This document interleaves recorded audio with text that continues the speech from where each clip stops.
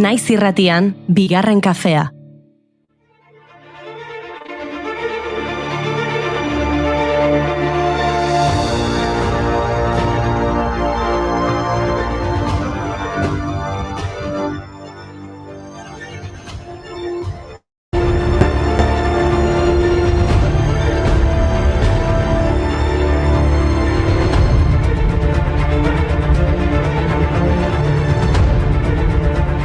Egunon guztioi, hementxenago beste egun batez talde honen zinguratuta. Egunon, Goiuri? Egunon Inigo, eskerrik asko. Egunon, Mai? Egunon guztioi, jota eskerrik asko, bai, jode. Talde honen zinguratuta, ederrasiera, Inigo. Esango nuke, energia honekin hasten bagara oso gora joan gaitezke, Everestera eta aratago. Baitango lurraldetan, non geratzen den bora.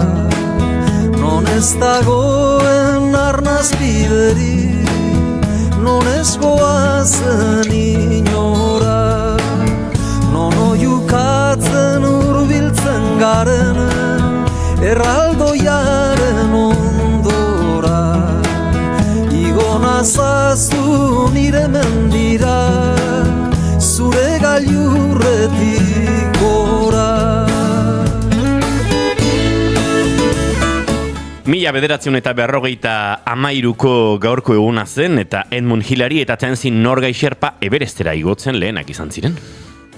Iristean 15 minutu besterik ez ziren gailurrean egon, jaitsi beharra zegoen.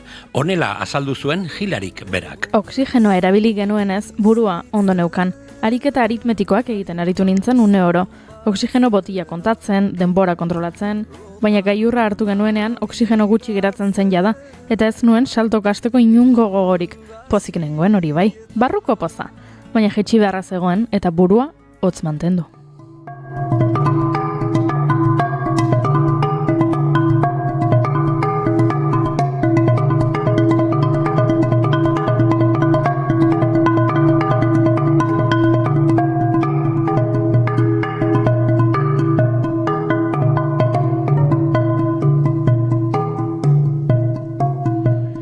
Aizue, galdera bat. Uste duzue jaiozaren egunaren efemerideek eragin ezaketela zure bizitzan? Bueno, gertaera garrantzitsua bada, bai ez uste dut. Zerbaitengatik esaten duzu, jo? Bai, Everest lehen aldiz igo zen egun berean jaio bazara, baliteke Himalaiarekiko sentimendu berezi izatea, ezta? Bai, bueno, Everesteko kontu hau gertaera garrantzitsua da, bai. Eta berzein da, edo nor da Himalaia zale hori? Iñaki Otxoa de Olza, 12.000 igo zituen iruindar mendizale eta alpinista. 1977an jaio zen gaurko egunez Iñaki Otxoa de Olza. Eskaladako eta alpinismoko irakaslea eta mendigidaria zen. Bakarrik Anapurna eta Kantxenjunga falta zitzaizkion munduko 14.000 igotzeko. Eta tamalez, Anapurna igotzen saiatzean gauza komplikatu egin ziren. 2008ko maiatzaren 19an, Anapurnaren tontorrera iristeko 100 metro besterik falta ez zitzaionean, bapateko ondo eza izan zuen. Azkenik, 5 egun konorterik gabe egun ondoren maiatzaren 23an goizeko 8 eta 45 ordu batzuk gehiago ziren orduan Nepalen, zendu egin zen bere gorpua Anapurnan bertan uztea izan zen bere azkeneko nahia.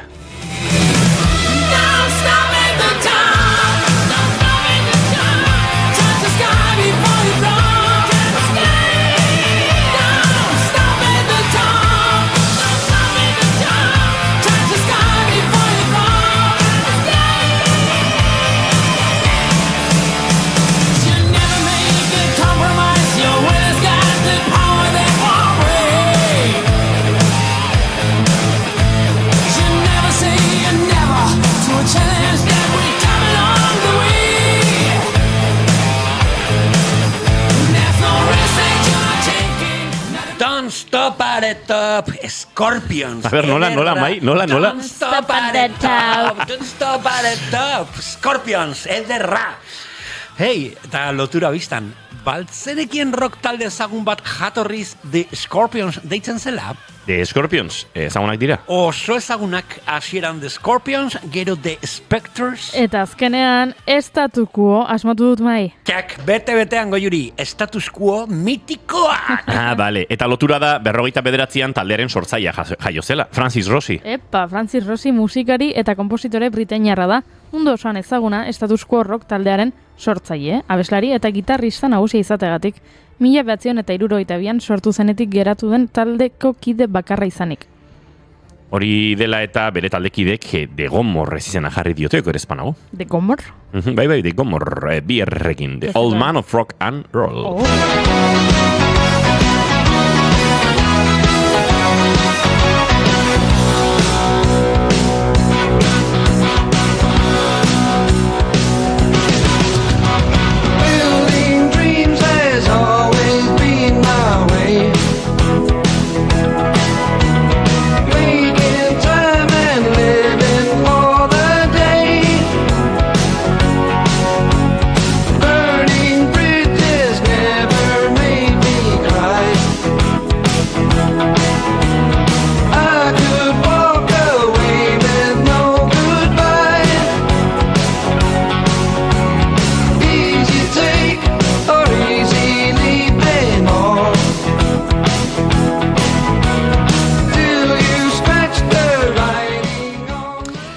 Kurioso da, ezta? Batzuk norbaiten urratsa jarraitzen dituzte mito bihurtzeko, eta beste batzuk ordez benetako aitzindariak dira eta inork egin ez dituen bideak irekitzen dituzte. Benetako aitzindariak adibidez, Mary Pickford.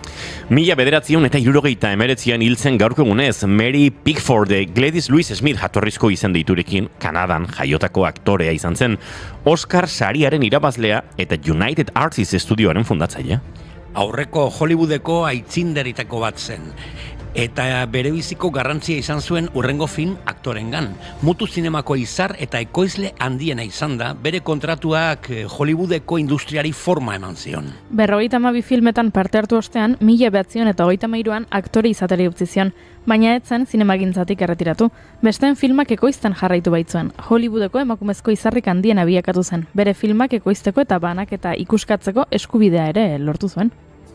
First time, first love, oh what feeling is this? Electricity flows with the very first kiss, like a break in the clouds, in the first ray of sun, I can feel it inside, something new has begun, and it's taking control. Nik beste aitzindari bat badut, lehen inork ikusi etzuena deskubritu zuen norbait. Ze suspensea, bea, bota. Entzun, mai, Higgs bosoia, zer esaten dizu horrek? Buah, zezaia, fisikako zerbait da bosoi hori, ez da? Hori kurtsua baierako azterketan sartzen alda? Lasai mai, uste dut Iñigok ere ez lukela asmatuko nola azaldu bosoia zer den, Dakiguna da 1929an jaio zela Peter Higgs 2013ko fisikako Nobel saria. Peter Ward Higgs britaniar fisikari izan zen bai. Ezaguna 1960ko hamarkadan partikula elementalen masa azaltzen duen Higgs bosoia existentzia planteatzeagatik. Vale, ondo, baina zer da bosoi hori?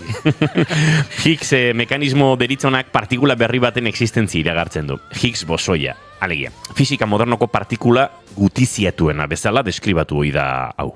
Eta horrek zer esan nahi du. Mandozarra baino oskorragoa da mutila ideiarik ez, mai, horrela ulergaitzak dira itzindariak. Banekien ezin zenuela azaldu bosoia zer den. Ez du da egiteare. Emakumeiak intxu batek esan zidan behin, kategarriak diren gauzak ikasi aska. Bide batez kredituak eskainiko dizkiot Julen Goikoetxeari Mandozarra baino oskorragoa bere esara baita. Bueno, bintzat nik harengandik jaso dut. Izan nuen esan itzik, gerturatu zinen, gerria mugitzen.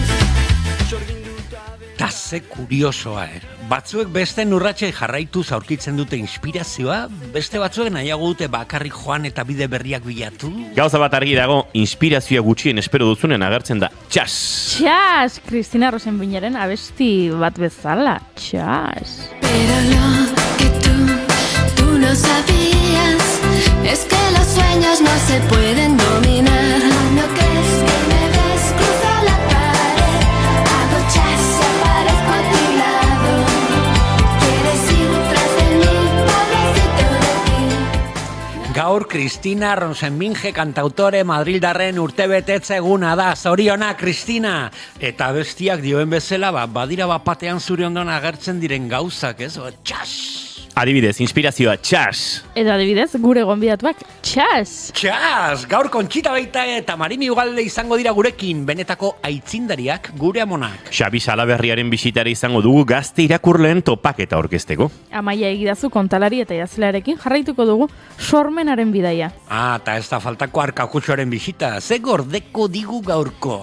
Euskalo interneta konpontzen badu behintzat. Ez dakiz zer den bosoia, baina ziur orain hasi egin behar dugula hori garbi dauket. Partikula elementalak borborka dauzkagu. Lehen aldia dago denerako. Bai, baita irratsaio bat 980 aldiz egiteko ere. Egunon aitzindariok, bosoiok eta partikula Bosoiok. elementalok maiatzako 29 ditu gaur.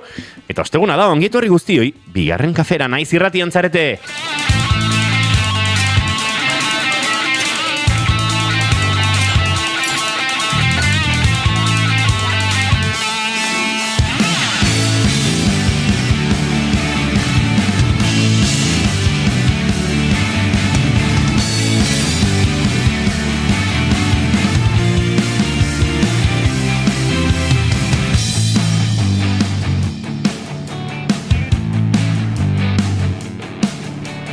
Zuekin jaun Andreok Italiako Giroko mortirolora bidean motorrean prest dagoen gizona Maigorostiaga Rosetti Pozo egunon! Egunon guztio eta bi efemeride gaur Karapazen urteak dira eta Tibo Pinorena! Epa!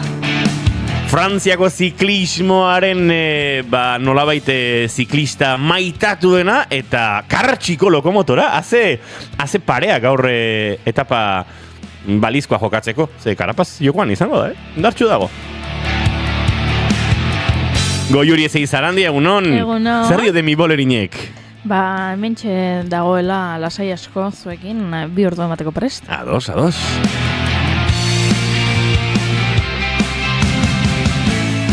Eta izketan ari zaizuena Iñigo Asensio Lurbide gaur bigarren kafeak 980 garrena duz. Ezen baki noventeroa, ez? Badoko la kutsu 80ko hamarkadako bat, 980 delako.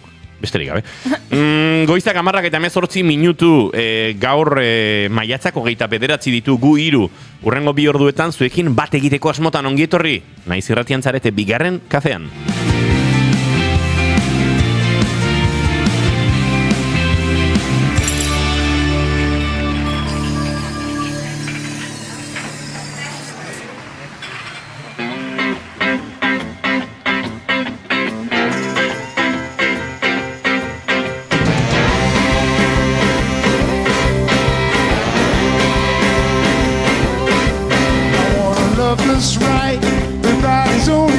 What's wrong? I want a short-haired girl, sometimes wears it twice as long. Now I'm stepping out this old brown shoe. Baby, I'm in love with you. So glad you came here, won't be the same now. Eta ez du, esan baino gaurko egunez jaio zen Gary Brooker, piano jole eta abeslari britaniarra, de Paramount taldeko liderra, Robin Trower gitarra jolerekin batera, eta nolabait, garai hartako britaniar soinuaren, The Beatles, The Animals, eta bestelako talden, parean ere aritu zen taldearen kide, ahotxe sakona, eta piano jotzaia handia. I'm in love with you. So glad you came here, won't be the same now I'm out again. When I grow up I'll be a saint. Eta maite duten tartean murgildu beharko dugu, dagoeneko hemen txata bero daukagu. Egunon gaztiak, egunon, nire maite dut da Naiz Irratia entzuleko pura irabazi duela Gora Naiz Irratiko kazetari hoi.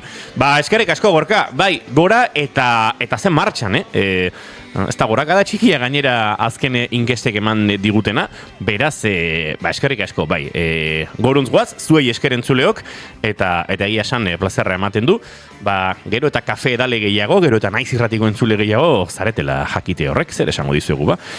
Bigarren kafeko atzera kontaketa 1000 egongo da Maiarresen, egongo da Maitena. Hemen uste dut dela, bai eta ez, Maitenak esan digu, ez daukala modurik moldatzeko, Maiarresenek esan du mundua geldituko duela gurean egoteko.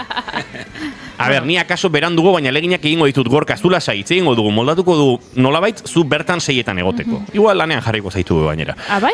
Bai, Renfe ez dago nire esku, eta eskerrak, bestela, erreklamazioak nori bideratu ere jakingo genukelako.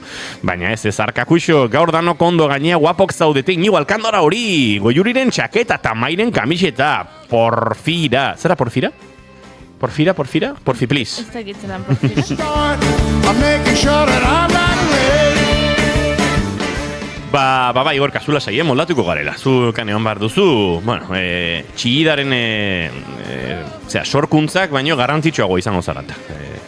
Bueno. Bai. Nola gaude gaur, Bai. Earra piropo zalek, Maite dutekin hasi beharko dugu 1980 aldiz. Zenbat maite dut, Zenbat dira hori? Pila bat. Nik ez egit kalkulatzen matematikatan gizoen aizela bat ere jaioa, baina... 3500 inguru. Ez da, askotan, gonbidatuei eskatzen dizkiegu... Horregatik, bataz bestekoa, 3,5 egin dut. Ze batzutan hemen kale egiten dugu, batzutan 2 aurkezle gaude, nik uste bataz beste... Askotan bai, 2 maite dut. Igual, 400 orduan. 400. Zera, Ego Euskal Herriko Estadistika Zentru hipotetikoak dio, hori dela. Baina, Ipar Euskal Herriko Estadistika Zentro balizkoak ere dio gehiago direla. Inoiz bat egiten duten eta estadistika bakar daukagun. Maigor Ostiaga Pozo, zein da zure maite dut? Kontaiazu, esaiazu, ze duzu buruan. Baneuka maite dut eza, maite dut gure, entzule handitasun, handitu direla eta zea hori, baina botako bat simple, zakit 4.000 eta 500 horiena norbaitek aipatu du, baina beidazte maite dut gaur, maiteet garagardoa. Maiteet kaina fresko bat ondo botata bere aparrarekin.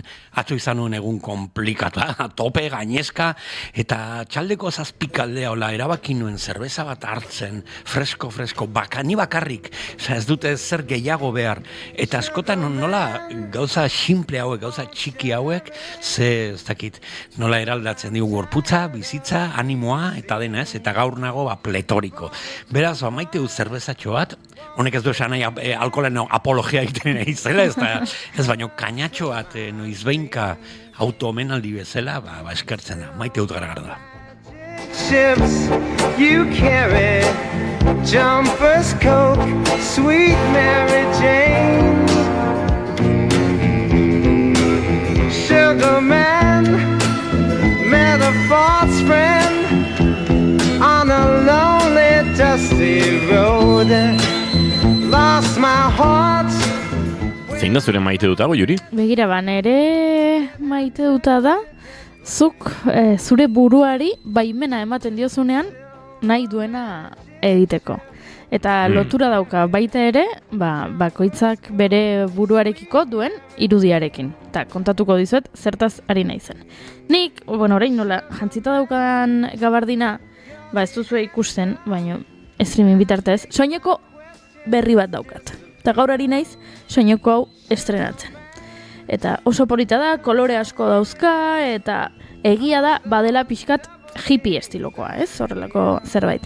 Eta atzo, nola duela gutxi erosi dudan, estrenatu gabe nuen, eta atzo lagun bati erakutsi nion. Eta lagunak esan zidan, ematen zuela, pixka bat. Iruzkin itxusi bat egin zidan soinekoaren ingurukoa. Esantzazu, ze santzizun? Ea, horrela jantzita, zirudiela, nindoala, formenterara, pultxerak saltzera, ez dagoela arazori, ez dago gaizki, ez dago gaizki. Kaz esango dizut, igual enbidia pixkatere, bai, baina asmoa, komentario zen, ez zait soinekoa gustatzen, ze badirudi, badela, ez dakit, mozorrotuta zaudela, ez? Hori izan zen kontua. Eta hori izan zidan atzo. Eta, klaro, ni pozik nengoen nire soineko berriarekin.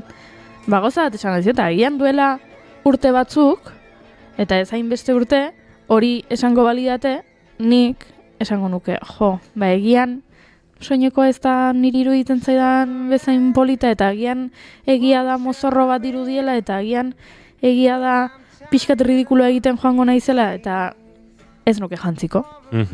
Baina, bueno, nik egin dut lanketa bat, eta egin dute evoluzio bat, eta gaur goizean zer izan da dutxatik atera eta egin dudan lehenengo gauza? Soinekoa jantzi. Eta zen niri gustatzen zait soinekoa, gustatzen zait nola geratzen zaidan, eta esan dut aizu, Juri, zuri gustatzen balin bat zaizu, posta xola, pertsona honek, naiz eta esan dizun, mozorroa dirudiela edo dena delakoa, berak zer pentsatzen duen, zuri gustatzen balin bat zaizu, nahikoa da. Torron jantzi egin dut, eta horixe, pentsakera aldaketa hori maite dut. Oso maite dut ona iruditzen zait, eta oso polita soinekoa. Eskerrik asko. Eta Formentera. Eta Bob Marleyen kontzertuak. Claro, gero irratira iritsi naiz, hori ere esan behar dut, irratira iritsi naiz, eta batetik Iñigok esan dit, ea Bob Marleyren kontzertu batera noan. Barkatu. Esan dezagun dena ondo. Ez nik galdetu dizut. Zuk galdetu didazu, ea zerkin, ze iruditzen zaiden soinekoa, esan dizute lauta beste, eta ez dakiz zer. Ze hori ere... Zenik, azteko esan dizudana da, oso polita zela. Hori ere, bakoitzak bere buruari onartu berdio, eta bueno, ez triste jarri edo ez zigortu zure burua, pentsatzeagatik ala ere, zagit komentario hori zure buruan geratzeagatik, ez? Esan nahi dut, nik naiz eta erabaki dudan, soinekoa jantziko dudala, buruan daukat egin didaten komentario hori, iruzkin hori. Orduan, iritsi naiz eta galdetu diot batetik Iñigo hori, eta bestetik Imanoli. Eta Iñigok esan dit, ea Bob Marleyen kontzertu batera noan, koloreen gatik eta ulertu dezaket, eta... Imanolek esan izua lekeitioko saregilei omenaldi bazen. Bai, hori da. Ze egia da, dala puntuzko soineko... Oso polita da. Soineko bat, eta orduan, klaro, ariak eta hementxe daude, eta orduan, egia da, Imanoli horrek, berak buruan sare bat irudikatu dela, eta lekeitioko saregile bat naizen. Badakizu ezer, ni pozpozik Formenteran pultserak saltzen, lekeition sareak josten beste emakume batzuekin, eta Jamaikan Bob Marleyen kontzertu batean. Baten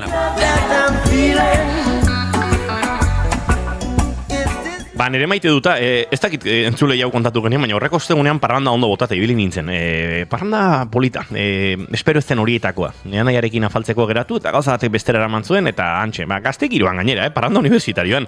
Eta topatu nituen gazte batzuk, eta hola izketan, eta auta beste, eta ezagutzen zituzten nire ikasle izan dako batzuk. Eurak ere, nik erakusten dudan unibertsitatean ikasitakoak zirelako, eta ez dakiz zer. Eta horren hasi zizkidan kontatzen, ezagutzen zutela duela 2 urte, nire lehenengo kurtsoan, edo nire lehenengo irakasle urte hartan, izan dako hainbat ikasle. Eta gogoratzen duzu hau, gogoratzen dut gainera, ikusentzunezko asignatura batean zegoen, produkzio asignatura batean, nik hori irakusten diet, baina gogoan dut ark kirolkazetari izan nahi zuela, eta nik kirolkazetatik netorrenez, askotan hitzein genuela, pixkat, futbolaren korapilloetaz eta bestelako gauzetaz, eta Madrien dago kirolkazetaritzan lanean ez dakizi irratian, esan, ze poza.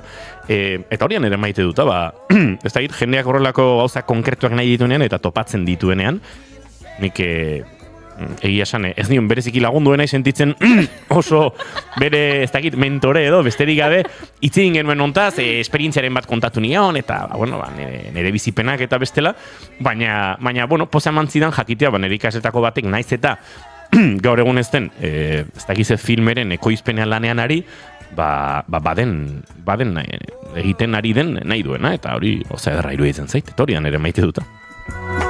Yes, I know, yes, I know, yes, I know now. Oh, yes, I know. Badakizu ez zeintzuk egin duten bizitzan nahi izan dutena eta gehiago. Zeintzuk? Kontxita Beitiak eta Marimi galdek.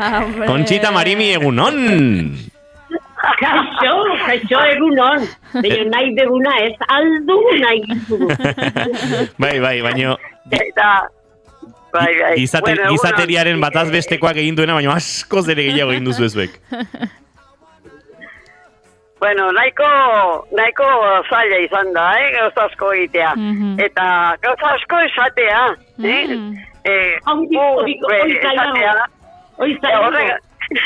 Horregatik orain daukegu mingaina oso harina, eta, bueno, eta batzuentzat ona izango da, beste batzuentzat behar bada, ez. Guretzat oso ona da, baina uste batzuentzat ez dela inerosoa zuek mingaina hain aske izatea, baina bueno, konpondu beharko dute norberak bere arazoak, ze zuen mingainaren askatasuna eztabaida ezina da, beraz, azkure egiten dionari, konpon dezala norberak, ez da? Norberak, konpondu dezala, eta horrela dana pakean. Hori da. Pakean nahi dugu, denan gainetik pakea. Hoixe. Eta Goiuri, egongo zea gaur soineko horrekin zoragarria. Ai, Conchita, eskerrik asko. Bai. Oso polita egongo zea. Eskerrik asko. Pentsatu dut, Haizu modelo bat, pase batea joateko mun, edo auskalo, haizu, izango da, egongo zea zoragarria, holako loreak eta esan da gero, haizu. Aizue, hainiz pentsatzen, igual, ekainaren 12an 1000. Saioan, igual, moda desfiletxoat egin behar dugula. Egin beharko dugu. Conchita, zuk baiestatu diguzu, ekainaren 12an gurekin txidalekun izango zarela. Marimik orainik ez digu baiestatu, Marimi? Esan nion Kontxiri baiet. Vale. Orduan, oare baietkoa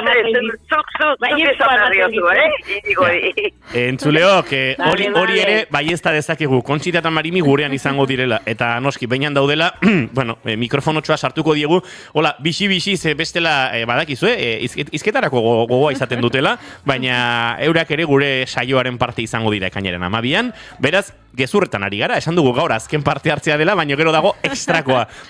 Nolabait berezi izango den azken denboraldiko ekainaren 12ko hori. 1000. Saio horretan moda desfilea ez dakit egingo dugun, baina gai asko izango ditugu lantzeko zuekin, eta Kontxitak eta Marimik gaur ere badituzte hainbat abiatzeko migrazioa bera eta hainbat euskal ordezkari politiko konen inguruan esan dutena. Marimi, Kontxita. Bueno, nik uste dut gure politikoek egin ditzaketela hankasartzea handie batzuk, ezta? Eta, bueno, gero nik uste dut Pradalesek hankasartze bat egin zut hasi zanean, ez dakit zer gauza konkretu esan zuen bere momentuan immigrazioan no ez dakit, kategori zatu egin aizu, migrante batzuk kategori batean, eta beste migrante batzuk beste kategori batean, ezta? Eta gu kategoria handiko kategoriakoak behar ditugula. Eta bueno, nik uste de konpondu zura, barkamena eskatuzun, eta horrela. Baina gero, berarekin ibiltzen dena itxastegi edo, da? Mutil hori?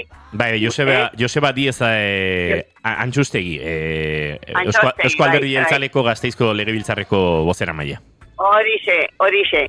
Begira, hori oso gaztea da, behar bada horrelako gaiak eta sartzeko horrelako gaietan eta defendatzeko bere lehendakaria eta hasi izanen esaten defensa bat egin ez lehendakariari, ez dakizutenik zuzenean entzun nion, eta iruditu zitzaidan ordun bai egin zala nazkatuta bukatu nuenik esaten ez dago eskubiderik politikoen artean, beraie duten ardurarekin immigrazioan asunto horretan, eta oso zaila da, berriz ere ez dakit, zuari ikatza gehiago botatzea bezala, ezta?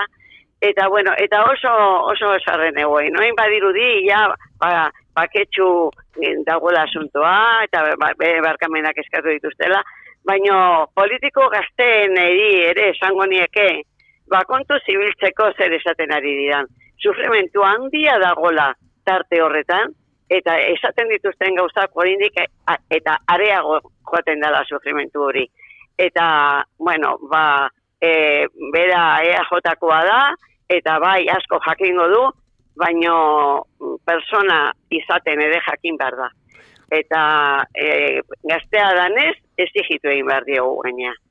Bueno, hori da nire irudipena. Marimi, gainera badakigu. Bueno, bai, ni ere zureakin esan dezunakin, edo kategori bat, edo bigarrena, eta bueno, horiek iritz ez zaidan, baino lotxagarria zergatikan.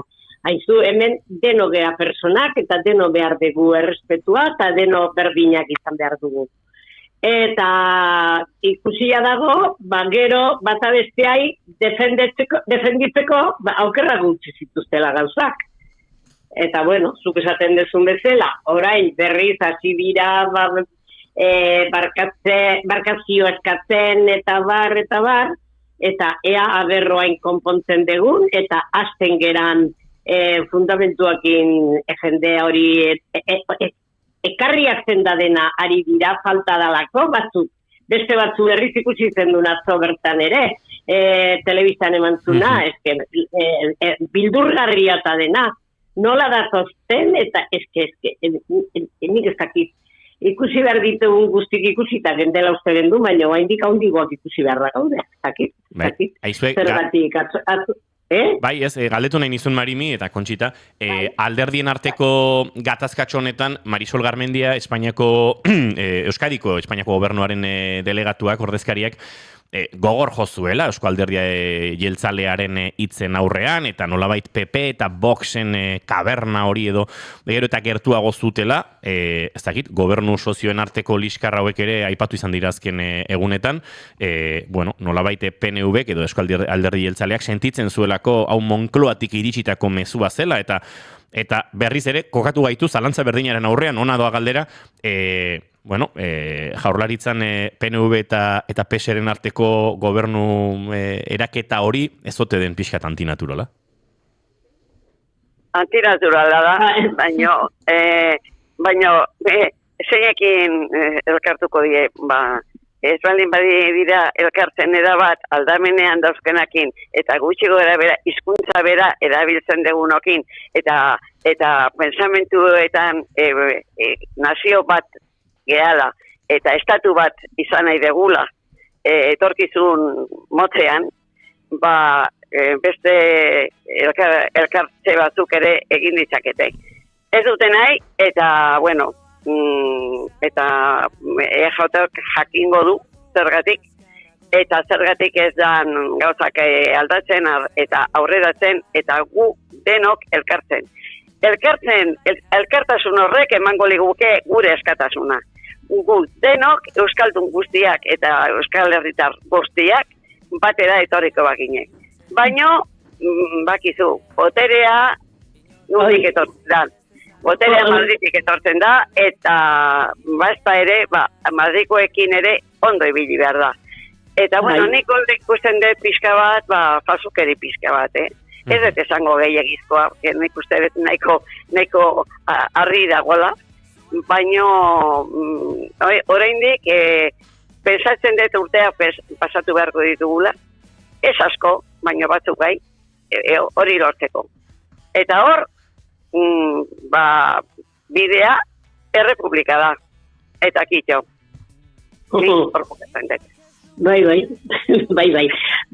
ikusten da elkartasunik ez dagoela, dean arteko liskarra badala, eta hoiek gaina poderea esan dugu, eta gaina poderean aurkakoak ere, baten bai esaten badu besteak ez da bakarrik bi hoiena, baizik eta denana, zergatik elkartasuna da partidu guztik elkartzea. Eta hori ez da lortzen, bitartean, hor da biltza gaixoak, ez dakitela bizi diran, hilda dauden, edo zer izango den bere bizitzak. Eta hori politikoak pixka bat gauz batzuk, zean gainetik, politikan gainetikan eman berlitu humanidadea erakutsi eta beste erabatea egin gauzak, Baina, ez dakit, ez dut uste, zuk esan dezu bezala, urte batzu beharko direla, ikusten denakin, eta politiko guztik, utzi politika eta seguntze gaietan, sartzen diran, dena batea eta denak elkartuta. Ze zaila den hori, Marimi, eta ze gutxitan lehenesten den gizatasuna politika eta alderdiaren interesak eta bestelakoekin alderatuta. Baina tira, gizatasuna aipatu duzula, badakite aipatu nahi duela Kontxitak, hemen bigarren kafean ere aurkeztu genuen pelikula eta gomendatu genuena, migrazioaren gaiari heltzen diona eta gizatasunari eta nolabait esperantza puntu bat ere transmititzen diguna, gizarte bezala, Faisaien irla. Kontxita, uste dut honen inguruan ere, bazenuela aipamen bat egiteko. Bai, bueno, Faisai irla gelditu da beti guretzako pasatzeko leku bat, ez? Eta hor, ugarte badago, eta besterik ez. Eta ni adibidez ez naiz inoiz isla hortara joan. Ez ala konbenigarria. Ni ere. Zergatik, gero hor biltzen ziren batzuk momentu batean euskaldunak ere ziren, biltzen zirenak, zertarako muga pasatu ahal izateko igari egiten. Eta orain zenbat eta zenbat imigrante ezote diran hor egon, eta momentu hori arkitu nahian, eta batean bat ere badakigu ito indala bidean. Eta ez dut ni pelikula hori ikusi oraindik, eta deseatzen nagoian noiz baite ikusteko aukera daukedan, baina nik uste dut oso esanguratsua dela. Eta oso esanguratsua izan dela batzuentzat, oso ondo zakitelako gertatzen zan hor, irungo jenteentzat adibidez. Nik uste dut paisanek asko esateko daukela da iruditzen zait. Eta egunen batean jakingo ote degun hor gertatu diran gauza guztien historia. Eta hori pensatzen dut, era balotuta dagola lehen esan dugu gauzakin, eta gero esan deanen errepublika dala konpoketa Euskal Herriaren errepublika noski. Bueno, esan gabe doa hori, Kontxita, hori bagenekin. Baina bazpa ere. Eta batzuk badirudi bide hori hartzeko asmotan dabiltzela, baina bide hortan genbiltzanok ez gabiltza, desagertu egin geha. Desagertu egin da.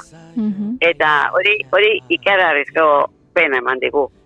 Horrek, nik adibidez esaten dut. Baina orduan, ia martxan zegoen mugimendu batean sartutan nengoen, eta oso gustora, eta gainera itxaropen ez beteta, gainera egin genuen plentzikoa, eta horrein alkizakoa, ia dana desagertuta dagonean, ia alkizarrak, ia esan dute errepublikanoak dira da. Eta horrek ematen dit sekulako poza. Baina, pena hundi hartu dut, pensatzen nuelako plentzia ondoret, urrengo larun batero, izango gendula ez dakiz zenbat eta zenbat udaletxetan horrelako festa bat. Eta ez da izan. Horre ere gauz asko egongo dira tartean, eta, pensa dezagun, badaudela beste batzuk ere, hortan ere aurrera joateko asmotan, baino ez zaila ikusten horrelako presarik. Eta nik ez dakizeren zairaute. Hori da, nire kritika kuantika izango litzateke hori, Bakizue, amona kuantikoak gerala. Marimi, Plentziaren errepublikatik Bilbora egingo dugu salto bixi-bixi, denbora zere justu gabiltzalako, ze Bilbon azken asteetan bizi genuen eromen horrek ere eman barko liguke zera osnartua eta zer pentsatua, Bai, egia. Ez da bai da desentea dago, bai horrekin ere zergatik. Claro, holako egun historikoa behar ditzen dieten bezala. Montatu ondoren, esaten dute. Zein ateratzen dira hor irabazten. Edo antolatu dutenak, edo herritarrak, edo zein dira, Eta gara, hor ikusten da, alde batetik, esan behar da eskerrak ondo ateratzela. Zergatik, ondo ateratzen eta kontatzea dago, baina begira guain dela egun batzuk, Londresen zer pasaran, Liverpoolekin. Orduan, olako jendea, olako masak biltzea, arriskutsua da oso. Eta hemen Bilbon, baita ere, ala zen. Baina, klaro, ze gustatzen zaigu beti. Beti berdina igea, politikoak eta ez politikoak. Politikoak eta hortan sartuta daudenak gustatzen zaie, zer harrigarria egitea bere bizian, eta hor du nahizu, hau izan da, lorpen bat, oso ederra beraientzat, eta jende askorentzat bai. Ni ere oso futbolzalea naiz, eta ni ere gauzoiekin postu egiten naiz. Orain, ze gastuk, ze lanak, ze arriskuak, horiek denak kontatuta eukiko zituzten, eta dena bere alde aterako zan, zergatik dena ondo atera da ezkerrak. Eta ez dakit, zer esan, olako, ondo pentsatu eta beidatu zein dan aldekoa eta zein ez dan, eta ez dakit dena beidatu beharko degula, pentsatzen dut, ez dakit. Eta gero gainera, hor beste gauza bat gertatu da. Ia, UEFA-ri asko gustatu zaiola antolaketa, eta beste batzuk ere egingo dituztela. Orduan, zer suposatzen duen beste egun batzuketan ere egin beharko dutela. Berriz ere, hilero izango da horrelako gastu ikaragarri hori, horrelako mokimendu ikaragarri hori, eta gero, batzuk oso pozik, eta beste batzuk, itxita gelditu dira, ezi guztiak harrapatuta. Eta hori bat esaten. Bai. Hiri bat entzalako da. Bueno, hiri bat ez da hori. Hiri bat aske izen behar du izatekotan. Baina horrelako egunetan, horrelako partida bat dagolako, eta oso garrantzitsua iruditzen zait. Baina futbola ere bere neurrian jarri beharko genuke. Baina hori guk ezin dugu, iritsi dan, mailara iritsita, ia ezinezkoa da. Baina, bueno, ez dakit. Zenek handigoa egingo duen, zenek hobea egingo duen, zenek handigoa, eta zenek jende gehiago bilduko duen, eta haizu, hor osteleritza eta hori denak, minik zati bat oso guzko izango da. Baina beste herritarrak hor zuk esan duzun bezala itxita egon diranak, horiek ere, protesta egiteko, eta estubide osoa daukate. Baina horre ondira, pasata gero, egin da izan dute. Kontxita, Marimi, agurtu egin behar zaituztegu. Bueno. Badaukagu Euskaraldiaren gaia airean, baina beste egun batean edo milagarrenean. Hoi ere oso ondo egun da, baina. Elduko diogu. Zue jarraitu. Jarraitu behar dugu. Hori da. Jarraituko dugu. Euskaraldia jarraitu urte osoan. Hoi da, egun batzutan bakarrik ez. Urte osoan. Urte osoan. Hori da. Eta haber lortu dugun aurreneko hitza gurea euskeraz izatea. Hoi lortzen badegu, asko lortu dugu. Zalantzarik gabe. Kontxita Marimi, musio ondi bat, ekainaren 12an milagarren saio horretan, txillidalekun ikusiko dugu elkar. Handigoa, bai. Antzizako gea, gustorazko. Bueno, zondo, bai. Venga, agur. Goizeko 10:48 minutu eta bizi egin behar dugu horrela mentxe bigarren kafean. Gaiak ere lepo ditugulako, 980 bigarren kafe honetan. Loreak bezala loratuko gara kalez kale, ta hitzez hitz, etorkizuna berreraiki, ta hitzez hitz, dena aldatzen ikasi. Ta-tarara, ta-tarara, ta-tarara, ta-tarara, entzun gure bihotzaren tapadak, euskaraz dira. Ta-tarara, ta-tarara, ta-tarara, ta-tarara, entzun gure bihotzaren tapadak, euskaraz dira.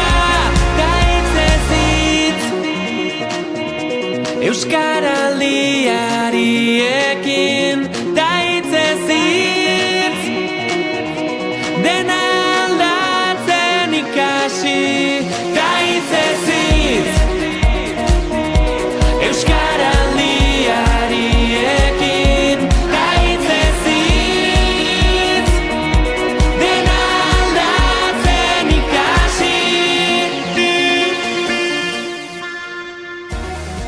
11 minutu guerdiko 11 izateko, eta bagoaz 10 minutu dagoeneko. Justu hortxe minutuak aldatu baitu. Hemen zuzenean, naiz irratian bigarren kafean, aurrera goaz!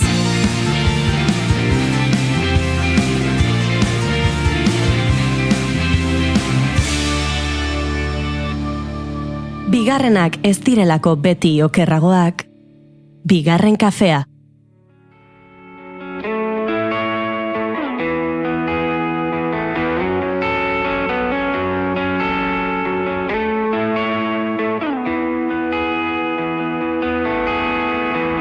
Itxasoak aztua du zure izena, gure azen ondartzorta.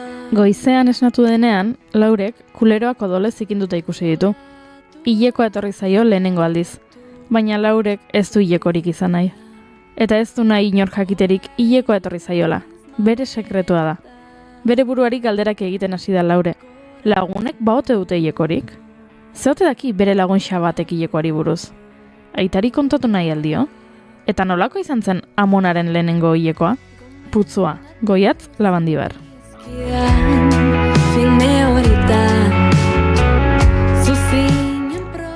Baionan, Aturri baiaren eskuinaldean, Santizpiritu auzoan bizi ziren juduen aurkako nazien jazarpenaren garaian abiatzen da istorio hau, 1954 urtean. Sara du protagonistatzat, 14 urteko judu baionarra, familia txokolategile bateko alaba. Hirugarren reikeko soldaduek gurasoak preso eraman ondoren, ihes egin beharko du bizirik jarraitu nahi badu. Txokolat, Gaizka Arostegi.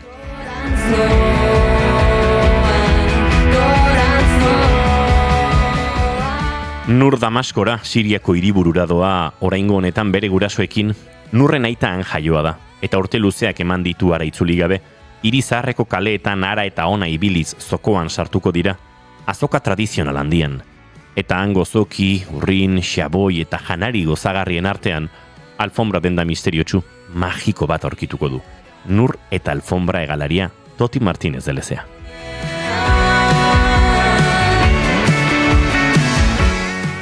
Generotzat hartzen dugu gazte literatura. Liburu denda batera zoaz eta hortxe dago apala. Gazte literatura. Baina gazte literaturan denetarik dago, entzun berri dugun bezala.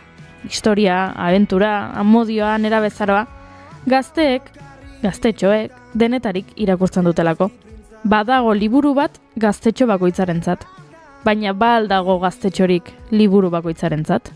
Irakurtzaletasuna sustatzeko asmoz, Euskal Herriko gaztetxo irakurtzalen topaketa antolatu dute 11 herrietako liburutegi eta bitartekariek, eta Zarautzen elkartuko dira ekainaren batean.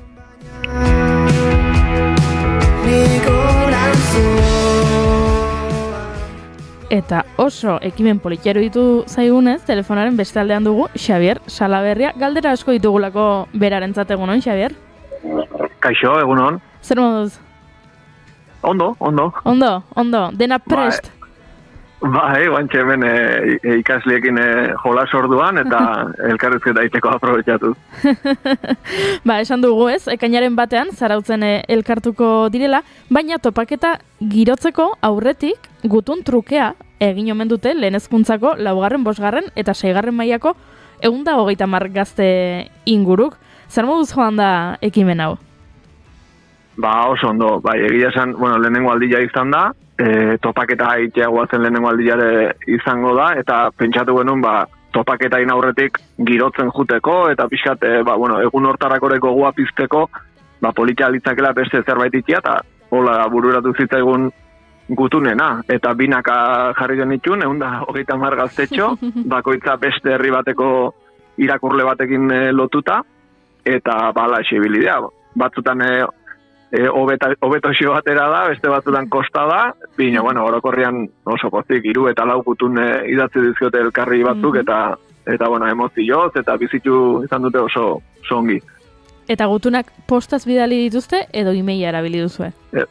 Postaz, bakoitzari eman genion bere bikotekidean elbidia, etxeko elbidia, gaina momentu batin pentsatu, igual liburu tegitara bidali eta liburu zainak banatu, ez, iritsu zitzaigun politxagoa zela berreskuratzea, benetako modua edo, eta eskuzidatzetako gutunak, sobretan sartu, seilua jarri, korreosera bidali, ikustezaten behaiek zein den prozesua, eta egia esan horrek ere eman dio beste, bueno, berezia guaindu, ez, ala izatiak.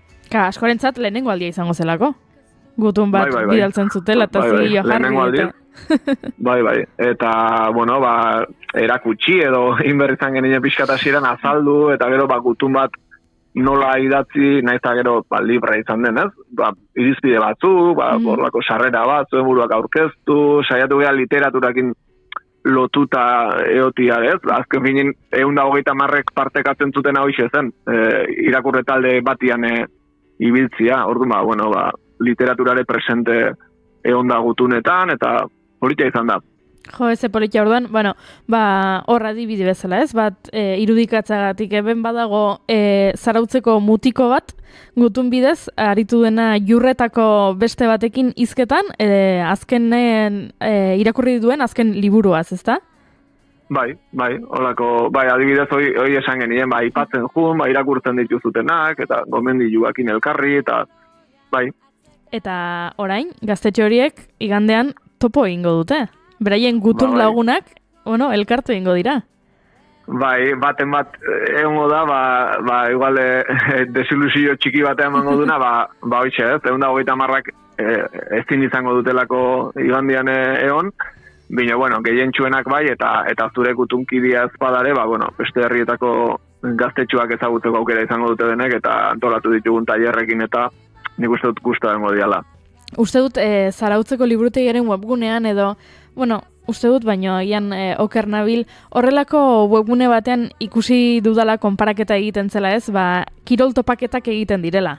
Hau da, futbolean aritzen direnak edo futbola gustoko duten gaztetxoek badituztela horrelako aukerak eta elkartzen direla, horixe ez, ez dakit, Getarian, maiatzaren 20an eta hortik tiraka pixka bat ere, zaletasun honi ere balioa emateko asmotan, sortu dela topaleku hau. Hori izan da helburuetako bat? Bai, helburuetako bat bada, irakurle klubak edo irakurle taldiak berez badute ez, zaletasunakin lotura hoi, plazera izaten da helburu nagusia eta partekatzia, zaletasun hoi partekatzia, eta baina, karo, hortaz aparte ere, iruditzen zaigu indaitezkela gauzak literaturaz gozatzeko, beste espazio edo modu batzutan de, eta egia da, kirol taldetan, eta beste ekintza batzutan izaten dira asteburuko edo beste plan berezi batzuk, gu txandalak eta kamisetak eta ateratzen ez hasiko, bino behintzat liburuek lotzen gaituzte, eta bai ez, zertik ez, bizipen elkarrekin bazkaldu, egun pasak, nik uste esperientzi, azten ez dian esperientziak izaten diala, eta horrek ere, lagunduko dula jarraitu nahi izate horrekin, edo hor geldituko zaie nik uste igande hontako topaketa. Bazkaldu esan duzu, goizetik hasi eta arratsaldera bitartean, irakurtzaletasuna gustoko duten gaztetxoek, ekintza ugari edukiko dituzte, badakigu tartean badagoela bigarren kafeko oso laguna den Dorleta Kortazar, baina ze ekintza gehiago egongo dira egunean bertan? Bai, bitu, 10 erditan elkartuko gea, gaina gehientsuenak trenez, iritsiko gea alde batetik eta bestetik, zarautzea, eta ikastolan elkartuko gea, eta lehenengo ezagutza jolas batzuk, edo, denak elkarrekin zerbait ingo dugu esnatzen hasteko edo, eta gero 3 tailer izango dira, 3 taldetan banatu, eta jungo dira batetik bestea pasatzen denak, eta bat izango da poesiakin lotua, gero beste bat, ahozko kontaketekin, ilustrazio batzuen bidez, historioak sortzen eta jarriko ditugu, eta 3. bat izango da, Dorletak bideratuko duna edo, ipuin kontaketa saio bat izango da, horren zuningo dituzte ipuinak, 3 pasako dia denak, eta gero bazkalduko dugu, eta bazkal ostian, tailer batzu, txoko batzuk prestatu ditugu, xal libresiago edo, bakoitzak nahi dune moduan, eta jendiare ezagutzeko aukerare libresiago izan dezaten, txoko batzuk, eta amaiera amerko jogu momentun batian, ze gero itzuli berdugu berriz atzea, eta batzuk bi tren hartuz, eta hola, así que aventura bat izango da, igandekoa.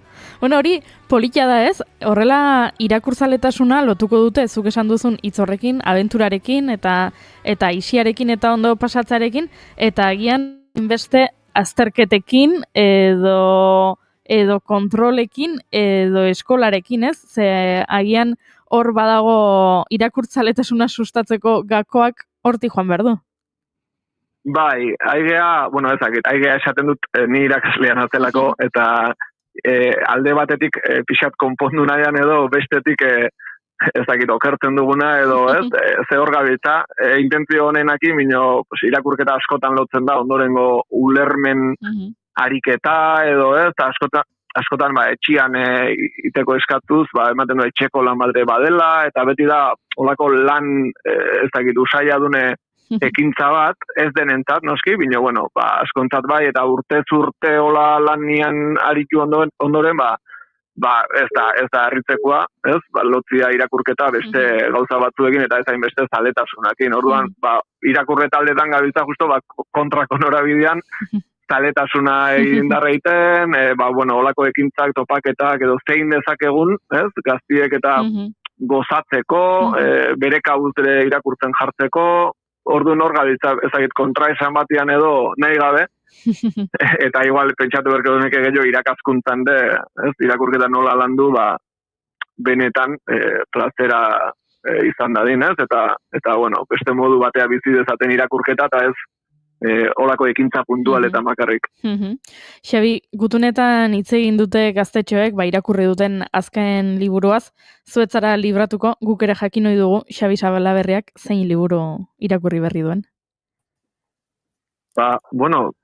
Izenburua kaka, ez dute goatuko, bino otxori gabeko basoa uste dut dela izena, Goiat Labandi barrena, gaina lentxio irakurri zute bere putzua liburuko zatitxo bat, eta opari jaso genuen, Goiatek beak emanda, eta ikasliei kontatu niden gelan, eta egia esan oso politia iruditu zait. Otxori gabeko basoa.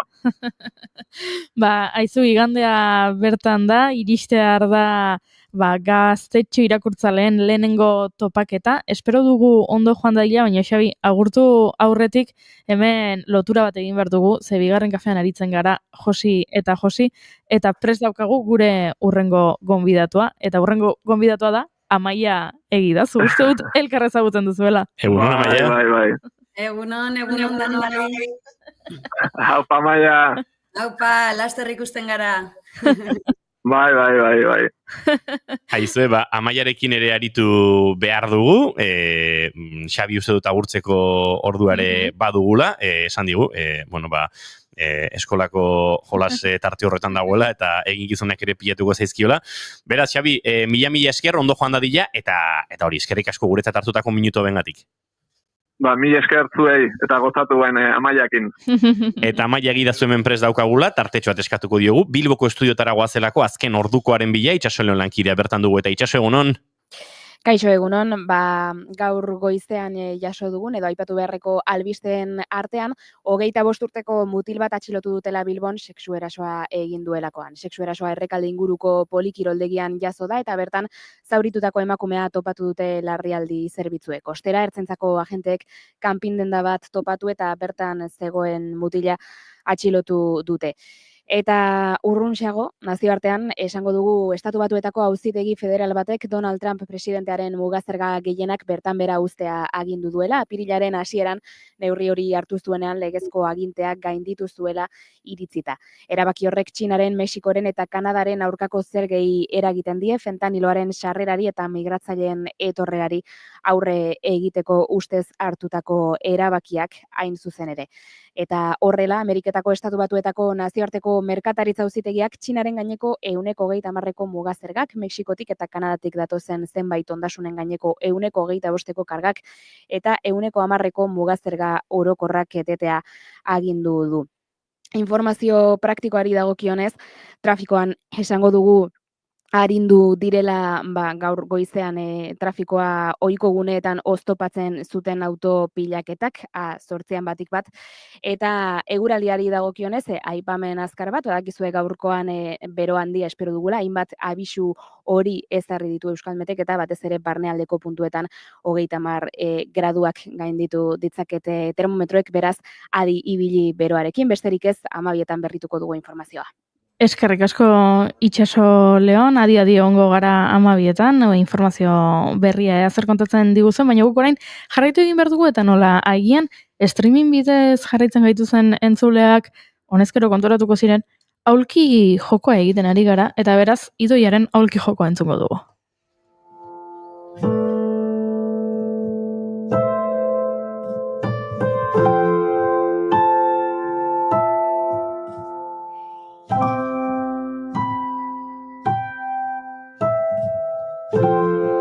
Aulki huts bat dago sukaldeko izkina hortan aspalditik. Esan dugu, bigarren kafean loturak egita gustatzen zaigula, aritzen garela, josi eta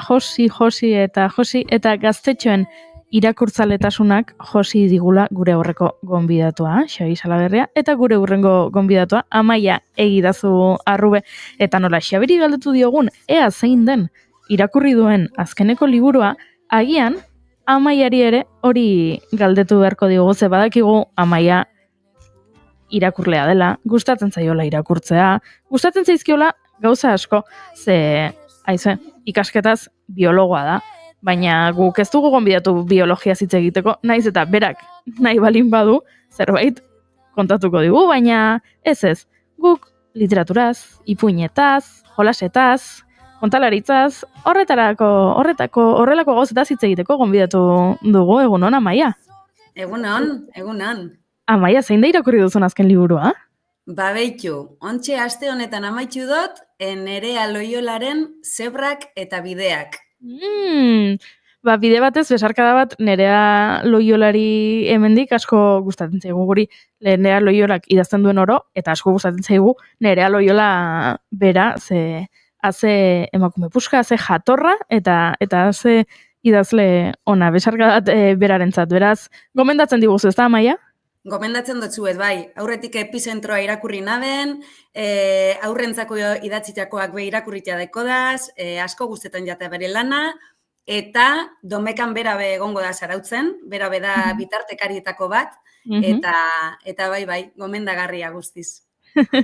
Bueno, aipatu dugu hemen bazegoela lotura, hasiera batean etzen gure asmoa lotura hau egita, baina horrela unibertsuak horrela erabaki du, gure liburuak asko gustatzen zaizkigu, beraz, oparitxo hau egin digu unibertsuak.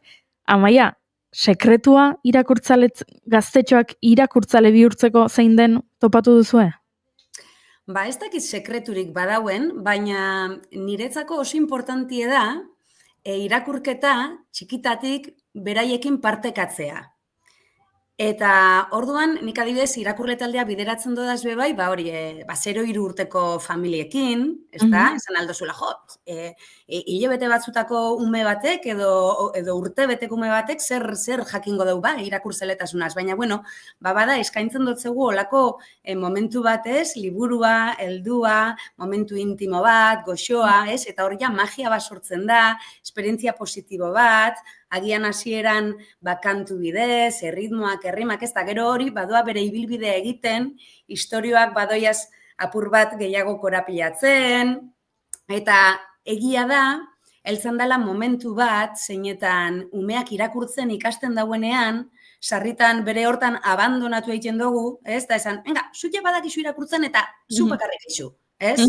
Eta hortxe batzutan, irakurketa bera bihurtu leike sama, ez? Ja, da, etxerako lan bat moduan, ez? Eta zergatik ez jarraitu partekatzen. Orduan, niretzako partekatze hori oso garrantzitsua da, adin guztietan. Eta iruditzen jate, horrek irakurketa beste maila batera eroaten dauela, ez? Horre, elkarrekin bilatu aldo guzela, ez dakit, gai desberdinak, irakurketa desberdinak, eta horrek, zaletasun bat, ekarri leikela, ez? Amaia, egin behar dizut galdera bat, agian pixkat polemikoa da, eta galdera, agian hau ez da kazetaritza ona, baina pixkat iritzitik abiatutako galdera bat egin behar dizut. Ni gaztetxoan nintzenean, aritu nintzen, sutsuki irakurtzen Krepuskulo. Eta saga, vampiroen sagak, eta horrelakoak. Eta Harry Potterrera irakurtzen nuen, eta noski eskolan irakurtzen genituen beste hainbat liburu ez, Amodioaren gazigozoak, Txikitan Pako Belea, denetarik, baina bai egia da, adibidez, esango nukela, irakur zaletu benetan Krepuskulok egin ninduela. Liburua irakurtzeko gogori, etxera iristeko gogoa, nire sofan txoko hartu eta irakurtzen jarraitzeko gogoa, adi egoteko baita ere noiz aterakote den urrengo liburua, zein egunetan, liburu dendara joan behar dut egun honetan, eta gerora, konturatu naiz beste liburu batzuk irakurtzean, orain asko irakurtzen dut, badakit orain zer den literatura ona edo idazkera hobea behintzat, eta kontziente naiz, liburu horiek edo saga hori, ez dela, idazkera aldetik behintzat kalitate handikoa. Eta orduan, jendeak esaten du ez, literatura txarra dela. Eta niri beti gertatzen zait pentsatzen du dela, agian idazkeraz ez da inpolita edo ez dago hain ondo josia, baina literatura txarra dela kontsideratu daiteke milaka eta milaka eta milaka gazte literaturara gerturatu balin baditu. Beitu, oso galdera ona da. Egixe da behitu, gauza bat esango zut. Ni Galtzagorri elkarteko mintegikidea bebanaz, ez da? Eta orduan, hilean behin, alkartzen gara Donostian, aurre eta gazte literaturan, euskeraz argitaratu dien liburu guztiak irakurri, eta moduren baten balorazioa bat egiteko, ez? Badaukagu helburu moduan, kalitatezko literatura hori identifikatzea eta gero hori eskaintzea, ez? Eta orduan sarritan agertzen die alako sagak, alako liburuak, ez? Zuk dinosun moduan, adibidez, literarioki begiratuta ez diela kalitatezkoak, ez? Eta orduan beti heltzen gara puntu horretara eta esaten dugu begira, existitu behar dira. Eta beraien funtzioa betetzen dute. Bai, orduan, ez da horiek alde batera itxi behar diezela, ez da, zuk dinosun moduan, hortxe bai pizten dalako har hori ez, eta, azkenean baten batek hor disfrutatzen badau, gozatzen badau ez, eta dinamika hortan gustora badau zergatik ez, horrek egon behar dira, eta zuk dinosuna, izan leike, pizkarri bat edo aitzakie bat, hortan egoteko, eta gero horrek igual eroango zeitu beste irakurketa batzuetara, ez? Hor gaude guk gero bitartekariok, hor kalitatezkoak bezala identifikatu dugu zan liburu horiek eskaintzeko. Orduan, egon behar dira, guztiak egon behar dira, bereien funtzioa betetzen da belako. Egunon, Amaia, oso interesgarria ez da bai dago, ez dakit, gusta ez zaitez, etortzez ezkit burura metafora ezberdinak, izan daiteke kirolarekin, igual zure lehenengo aventura futbolarekin dala, eta gero bihurtzen zara, azten zara probatzen beste gauza batzuk, eta bapatean, ikusten duzu nola kirola aldatzen dula zure bizitzak, izan daiteke gastronomia, igual hasiera baten azten zara, tortilla patata bakarrik, oso gustoko duzulako, baina bapatean azten zara gauza probatzen, gauza deskartatzen, esango nukela literatura bai oso garrantzitsua dela batez ere, partekatu, ondorengoekin partekatu, ze sentitzen duzu irakurtzean, ze momentuan zaude, zer aportatu zaizu, zeren kontran zaude, eta esango nukela nerabekin gertatzen dena gure abandonoa izaten dutela, ez? Azten direnean, berai bakarrik, ze gusto batekin edo irakurtzen, dago pozik gaude, bale, irakurtzen ari da, bukatu da nire laguntza, ez? Edo nire zakit, nire bideratzaile lana edo, eta justo hida gure erru handiena, ez Amaia? Bai, guztiz adoz, Elena aipatzen nebana, horregaitik iruditzen jate, hortan, ez da, espazio horrek, irakurle talde horiek, eta baita etxean, bai, hau gurasoentzako mesua da, hoxe ez, saiatu daitezela, eurekin, irakurketa partekatzen jarraitzen. Ez dala ia nagusiak egin dira eta ia bakarriken behar dabe, ez? Ze hor sortzen dien elkarrizketak, elkarri zagutzen dugu badia aitzakia oso polita gauza askori buruz hitz egiteko eta hausnartzeko eta gure buruak ezagutzeko eta partekatzearen garrantzia. Aipatu duzu, Amaia, Galtzagorri elkarteko irakurketa mintegiko kide zarela, aipatu dut nik lehenago ere, beste gauza gehiago ere bazarela kontalari, denetarik, hau, badakit oso galdera zaila dela, baina non sentitzen zaren gustoen edo erosoen irakurketa talde bat dinamizatzen, kontalari lanetan, liburuak idazten eta ilustratzen, non aritzen zara erosoen? Ez dakit esaten. Egi esan, gauza bakoitzak zehose raportatzen dozte eta horregaitik jarraitzen dut gauza guzti horietan, ez? Ipuin kontalaritzak badauka gauza bat, asko gustatzen jatena, dala, aurreza aurreko hortan, bapatekotasun hori, momentuan ematen den elkarrizketa hori, ez?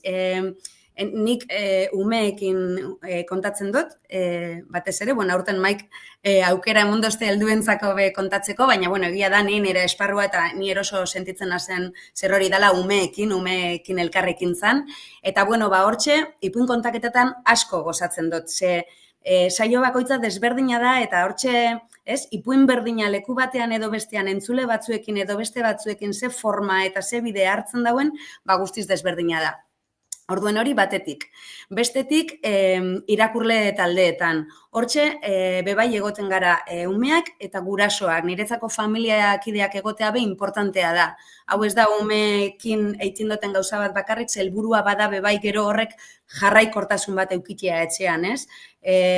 Eurek ikustea ze bibliografia daukagun, zerekin jarraitu aldabien, zelan kontatu aldabien ipuin bat, zelan geure egin liburu bat, ez? Ze guk liburu bat jasotzen dugu, baina gero bakoitzak badauka bere kontatzeko modua, ez? Bere zeo zerripintzen dau, eta orduan, segun eta no kontatzen dauen historio horrek ez? Xarma berezi bat hartzen dau, ez? Orduan, etxe bakoitzean, ez da, liburu bardinarekin gertatzen dana, ze ritual, ze elkarrizketa ematen dan, desberdina da, ez? Orduan, irakurle taldetan oso gustora egotenaz, familiak oso gustora egoten diez, eta niretzako oso aberasgarria da. Gainera... Eta dago sorkuntzarena, barkatu. Neri galdetzen doztenean, zer zara, idazlea, ilustratzailea, kontalaria... Etiketekin ez naiz ondo konpontzen. Baina bai esango neuke, orokorrean egunero egiten duten gauza bat badala sortzea. Igual ez dut egunero idazten, ez dut egunero ilustratzen, ez dut egunero, baina sortu, zerbait asmatu, igual bai egunero egiten dut, ez? Eta bai, momentu honetan eroso eta pozik nau, bideo honetan, ez dakit nora eroango nauen, baina, hementxe gabiz, saltzen. Sorgin hutsa eta sortzaile hutsa, eta gaineran akiten kargu berezi bat jaso duzula, ez? Azken aldian, Durangoko emakume sortzaileen topaketako, nola edoala kartela diseinatzeko enkargua, nori eta sorgin bati, ez? Amaiak idazuri, nola jaso zen nuen kargu hori? Behitu, egi esan sorpresaz jaso nauen, hoxe ez, ni ez nazi ilustratzaile grafikoa, eta olakoetan beti etortzen jaku iruzurrilearen sindrome hori, nik ez dut hau aurretik egin, ez? Ez naiz ilustratzailea beraz, ez dekot honen jakintza akademiko horik, hau eta beste, baina erronka onartzea, erabaki nauen, iruditzen zitzaialako gainera, oso aukera ona ikasteko, ez? Gauzak lehengoz egiten dozu zenean, ez? Esaten du, epaiaen beldur hori alde batera utziko dut eta aurrera honekin. Eta gainera proiektu politia iruditzen jatan, zebasan egin zane Durangon, emakume sortzaileen topaketa bat, zelako kulturideiakek antolatuta, eta orduan egin behar nebana zan, Durangoko emakume sortzaile desberdinak aukeratu kartelean agertu zitezen, ez? Eta itzakia ederra izan zan bebai ikusteko inguruan zenbat emakume daukoguzan sortzen, sarritan ez dugula elkar ezagutzen, ez? Eta hor bapatean kriston zerrenda eukina benor musturran parean, esan ez, zenbat jende dauen hemen lanean, ez? Eta oso esperientzia politia izan zen, asko ikesi naben, eta, geroan bertan, topaketan bertan beste emakume batzuekin elkartzea ederra izan zen, ez? Apur bat zelan bizi dugun sorkuntza, ze zailtasun daukagu zan, zer, eta, ikusi non gauden eta nora heldu nahi dugun eta zer gauza egin aldugu zan bidean, ez? Aipatu zu kontu bat, gelditu nahi zorrei fiskate giltzatuta, epaile horiek, ez, gure buruan jartzen ditugun epaile zensorek sortzen gaudenean, eta oso gutxitan hitz egiten da horri buruz, ez, nola autopresio hori, edo autoexigentzia hori, eta gu bakarri mugatzen dugu gure sorkuntza edo gure nahiak, porque ez dakigun nun, edo nundik, igual zure soinokoarekin lotura dauka bai puntu hori, ez, gure beharrak epaituta sentitzeko edo. Bai, egia da, eta esango neuke, behitu, askotan, bebai bideratzen doaz, sormen tailerrak, bai ume, bai gazte eta bai helduekin. Eta jende askotan heltzen da ara, eta neure burua horre identifikatu aldotez, oso gure epailerik gogorrena gure burua izaten da. Nik ez dakit marrasten, nik ez dakit idazten, ez dut nahikoa egin, lotxa ematen dit besteari kontatzea, ez? Eta bai, badaukagu hor zer landu, eta ni egia da, azken aldian ez, nire lehenengo zerrori da iruzurgilearen zerrori ez, eta bagian ezin dut, edo ez daukat maila nahikorik, edo hau edo beste, baina gero esaten dut. Motibatzen nau erronkak? Bai. Ikasiko dut? Bai. Gaizki ataratzen bada ondorioa hilgarria izango da? Ez. Beraz, aurrera. Eta orduan hor, ez, apur bat epai horrek alde batera utzi eta esan begira. Nik uste do niretzako aberasgarria izango dela, eta orduan nire jarrera orokorrean izaten da, hoxe, salto egin eta abenturara. Aipatu duzu iruzurgile sindromea. Iruzurgile sindromea baretzen laguntzen dute sariek, ze adibide bat jartzagatik, zure lehenengo liburu ilustratuarekin jaso zenuen Etxepare saria, okerrez banago? Bai, egia da, lehenengo aldia zan, album ilustratu bat egiten ebana, Etxepare sarian aurkeztu nauen ez irabasteko helburuarekin, baizik eta, behintzat basan neure buruari epe muga bat ipintzen nion, lanari ekiteko, ez? Ze bestelan askotan eukitzen dugu ideia asko buruan, asmo asko, baina ez diogu igual emoten, benetako lekua eta garrantzia eta denbora, ez? Eta orduan esan, aurkeztuko naz.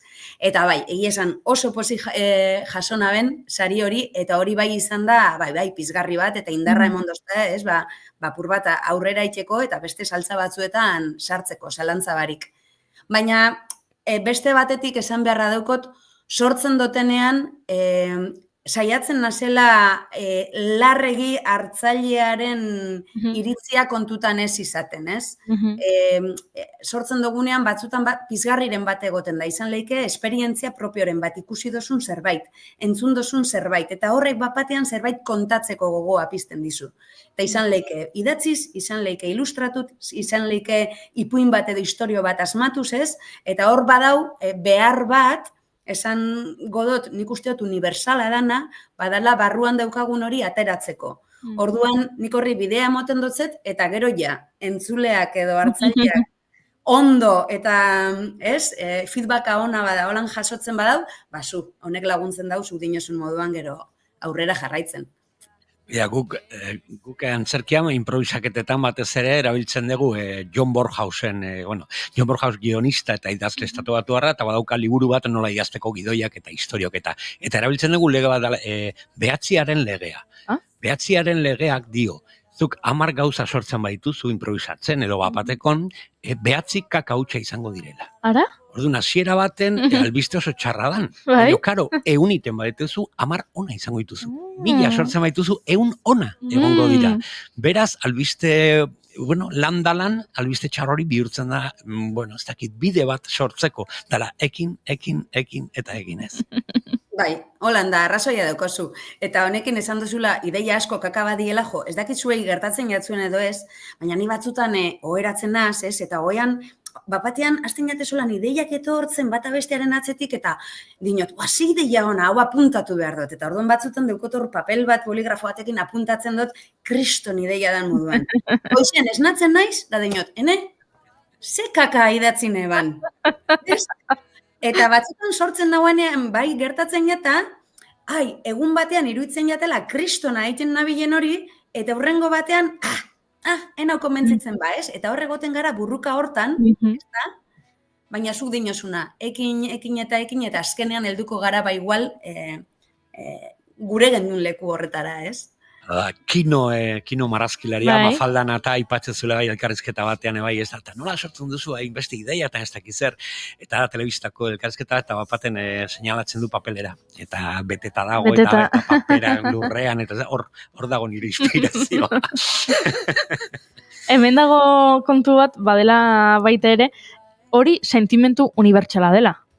Hau da, zuk sentitzen duzunean, sortu duzun zerbait idatzi duzula, eta gero irakurri duzula horrengo gunean, eta etzaizula gustatu, hori argi eduki behar duzu, etzarela lehenengo pertsona hori gertatu zaiona, eta etzarela azkena izango, eta beste sortzaileei ere horrelakoak gertatzen zaizkiela.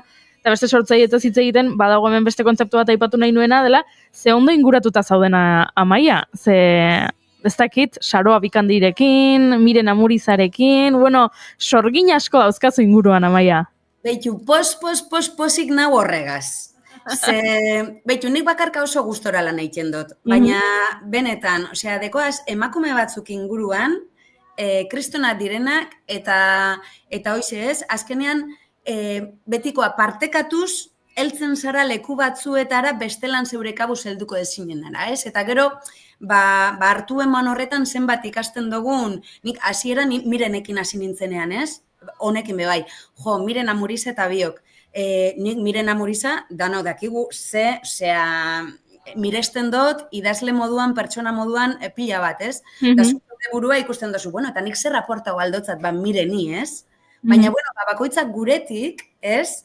Badaukogu gure ikuspegia, gure ez dakit, bakoitza bere jolasa leku batetik garatzen dau, eta igual besteari hori ez jako okurri du, eta bueno, hortxe, sortzen dien sinergia horietan, ni piloa disfrutatzen dut, eta super eskertutan hau, bai.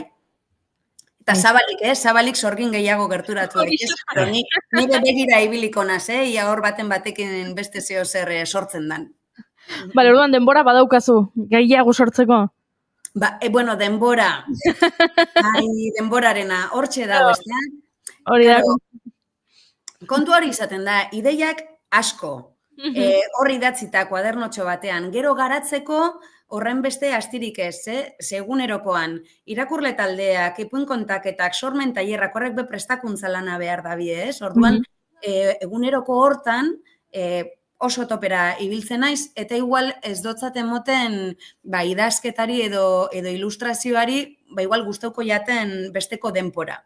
Orduan oin, egia da, nire errealitatean lankarga oso handia izaten dela, batez bez, urria maiatza bitartean, baina oin urrengo hileetan, autonomo gisabe gure gora berak ditugu, eta ez dut olako sarrerarik eukiko, baina aprobetsatuko dut sortzeko, idazteko, ilustratzeko, eta hoxe dekotoen nire planak horrek diez.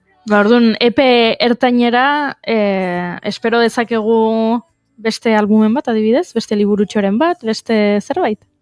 Bai, ontxe bertan, banabil hortan lanien, deukot historio barri bat, idatzita, ilustratzen hasi naz, eta dana ondo eta bere bidetik badoa, espero dut, berri do, Durangoko azokarako, beste zeo zertxo eskuartean eukitzea. Bai. Ze garrantzitsua da, artisten timinga, ez? Hemen adibidez egon direla zirkoko artistak eta kalean zerkia egiten dituzten, agorun sortzen dute gabonetan edo urtarrian edo, kontalarik edo kurtso bukatzen danean, udan lan gutxi haukaguta, eta aprobetsatzen dugu epe hori, gauza sortzeko edo idei berriak bilatzeko, edo deskansatzeko ere noski, baina ze interesgarri ez, artista bakoitzaren urteko timinga zein izan daiteke. Bai, egia da. Baitu, nire asmoa, egia esan, holan dinamika hauetan hasi nintzenean, zan sorkuntzari urte guztian zehar lekua egitea. Eta esan dut, sortzen banabil, ez? Azkenean nik saio bat prestatzen duten bakoitzean zerbait sortzen nabil. Baina, adibidez, liburu bat sortzeko edo bestelako zeo zer sortzeko, nire asmoa zan, ez? Eta idazle askoak esaten da, nik egiten dutena da, ipintzen dut ordutegi bat, hemendik ona, inork ezin hau molestatu, mobila amatauta, eta ez dakiz zer, baina ja, bada zure agendan derrigorrezko gauza bat moduan sartzen dosuna, ez? Eta izan laike idazteko, edo izan laike dokumentatzeko, eta peli bat ikusten egotea be lanaren parte izan laike, eta ni hortxe nabil hori apur bat urte guztian zehar txertatu guran, ez daiten igual dana, hoize, ontxe uda partean pilatu. Baina holan be, momentuz ondo, ontxeia gogotxu nau egia esan, apur bat honi buru belarri heltzeko. Amaia egiazo Arrube, agurtu aurretik konturatu berri naiz, guk gonbidatu guztiei elkarrizketa hasieran bi galdera ofizialak, bigarren kafeko bi galdera ofizialak egiten dizkiegula eta zuri ez dizkizugula galdetu, beraz gaurkoan hemen txiribuelta eman eta elkarrizketari amaiera emateko egingo dizkizut bi galderak ados bazaude. Bota, bai. Vale. Kontua da, nik bi egingo ditudala eta zuk aukeratuko duzula bietako zein erantzun. Biak zaderrigorrezkoa. Galderak honakoak dira, lehenengoa, nola imaginatzen duzu, nola irudikatzen duzu, nola gustatuko litzaizuke izatea zure hileta, zure funerala. Edo bigarren galdera da, orain etorriko balitz zinema zuzendari bat, eta esango balizu, Amaia, zure bizitzari buruzko pelikula bat egingo dut. Baina pelikulan, babira, ezin dugu kontatu jaio zinenetik orain artekoa.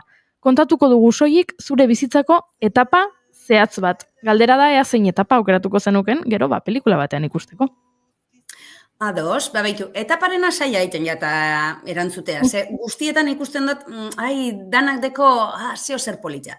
Orduan, hiletarena esango dut. Bueno, gustauko jaten, askotan pentsau dut nik eta hiltzen garenean zer, ezta? Bueno, argi daukat eleizatik esala izango neure kasuan, bai izango litzake, ez dakit, bai gustauko jaten asan bizitza ospatzen izatea, elkarrekin partekatutako momentuak ospatzen. Noski, negarraldi batzuk eta bai, osea, pena sartu daiziela nire falta. Baina, bai gustauko jaten, gertuko lagunak, familia, elkarrekin zeo zer partekatu da guzan horrek, elkarrekin bizitza ospatzen egotea. Nik argi daukat ez dutela betirako bizi nahi, bizigaren artean ondo bizi gaitezela, baina ez dut gure bizitza infinito, nire seme alabekin askotan hitz egiten dut honetaz. Mugatua izan daitela, baina behintzat ondo bizita, ez?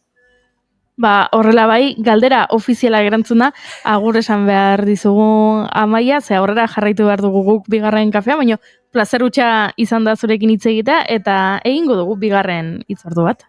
Nahi dozuenean, plazerra nire eta eskerrik asko gonbedapena gaitik. Agur. Ilo bakamona ezagutzen, aritz bat jaioko daur basan.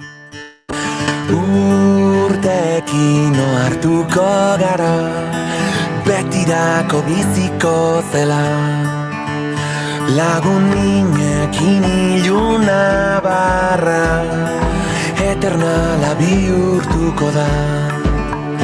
Xuxurlatuko digu ilargiak, oraindik denok ez gaudela. Gu zorionekoak, gordetako ametxen kutsa irekiak.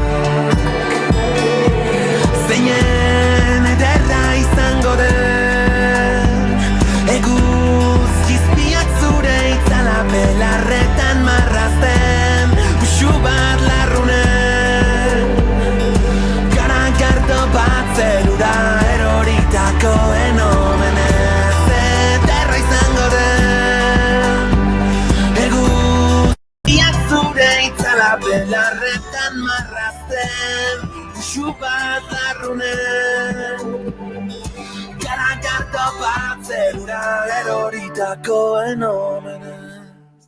Eta ze ederra izango den bigarren kafeko 980 saioko azken txapa Iruñe Arkakusorekin egitea. Egunon, Iruñe? Egunon! Zer zaude zu, ibilizarela estresatuta, internetarekin arazoak direla eta ez direla, ja pentsatzen nuen beste itzalialdi bat izango zenuela hor, eta beste drama nazioartekoa edukiko zenuela.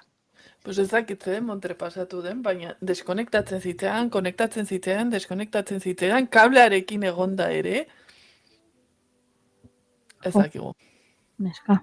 Hauek dira hauek arazoak, baina hementxe zaude gurekin. Eta hementxe zaude, bueno, egingo dugu sekulako saltoa ze literatura zaritu gara orain, eta literaturatik telebistara joango gara, eta gainera telebistako saio batzuk aipatuko ditugu, telebista saio horien kalitatea, bueno, agian zalantzan jartzeko modukoa izango da, ez da Iruñe? Bai, nik uste du telebistaren zabortegira, kasi joango garela orain. Bueno, ezakit entzuleek noizbait aditu izanen duten edo ikusi izanen duten MTV kanala.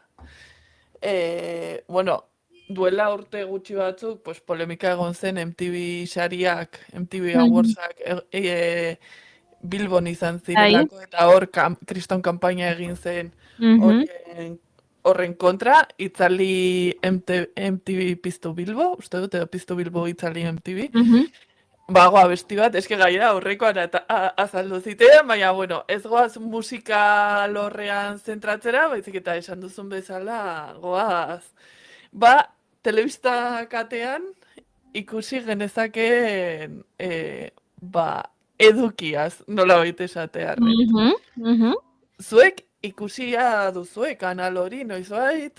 Bai, nik aitortu behar dizut, oso txikian nintzenean, gogoan dudala kate horretan bideoklipak ikusten nituela, nire nahiak ikusten zuelako, eta orduan eskaintzen zituztela bestien bideoklipak ez, azken finean MTVk esan nahi du Music Television, uste dut horregatik dela MTV, eta ikusten nituen bideoklipak, baina gero egia da pixka bat nerabezaroan edo aurre nerabezaroan edo MTVn hasi nintzela ikusten, beste eduki mota bat orain argakuso kondo azalduko duena, eta ikusten nituen, bai, programa estatu batuar horiek, horrela pixka bat telezaborra bezala definitu daitezkenak, eta badakizu zer gustatzen zitzaidan niri Iruña. Zer?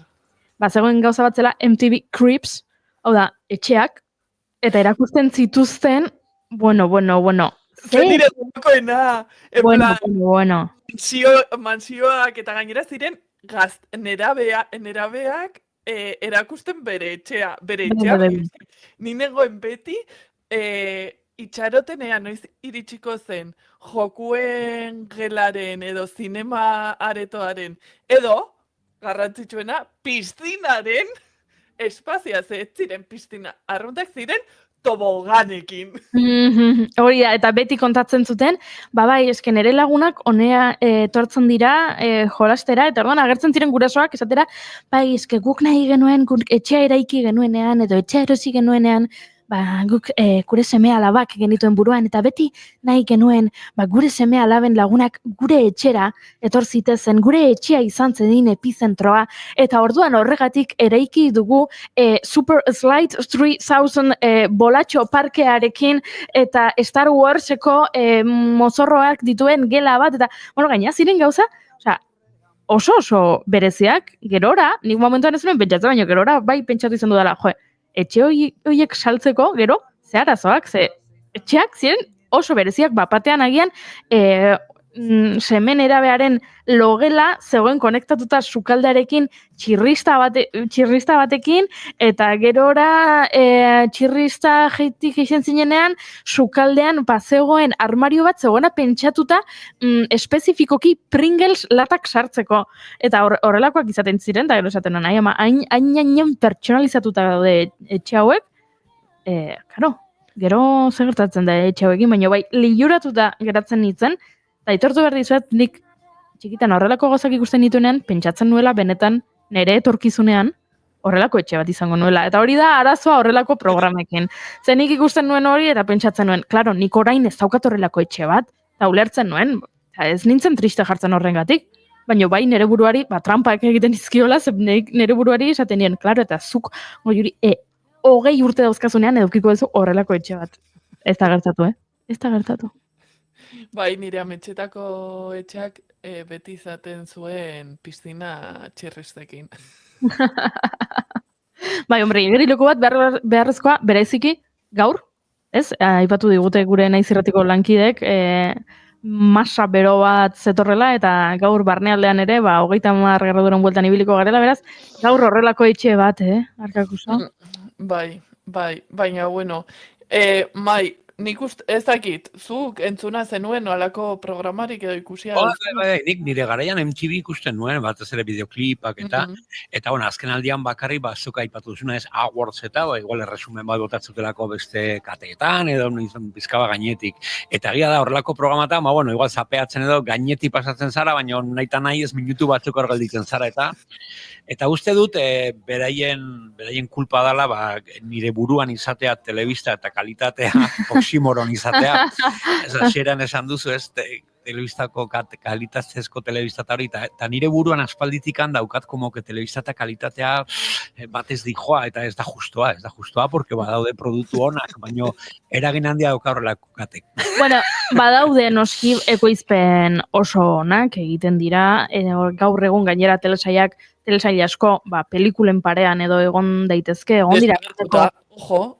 Hortaz ditzen dugu, baina orain MTV-ko eta zari garela, baietz, entzule, telebistan ikusi daitezkela gauza oso onak, esaten ari nintzen bezala, zinemaren pare daudela ekoizpen batzuk, zinema baino hobeto askotan, hamarkada hauetan gauzak asko aldatu dira, baina gaur, Arkakusok ez digu hori ekarriko. Gaur, Arkakusok zaborra ekarri nahi zegoen, eta MTV Cribs zen zaborretan, ez dakit. Bertederua. Ez. Esan behar nuen, jasateko errexena. Ze, aipatu nahi diguzu, gidoian irakurri dut, Jersey Shore eta Gandia Shore.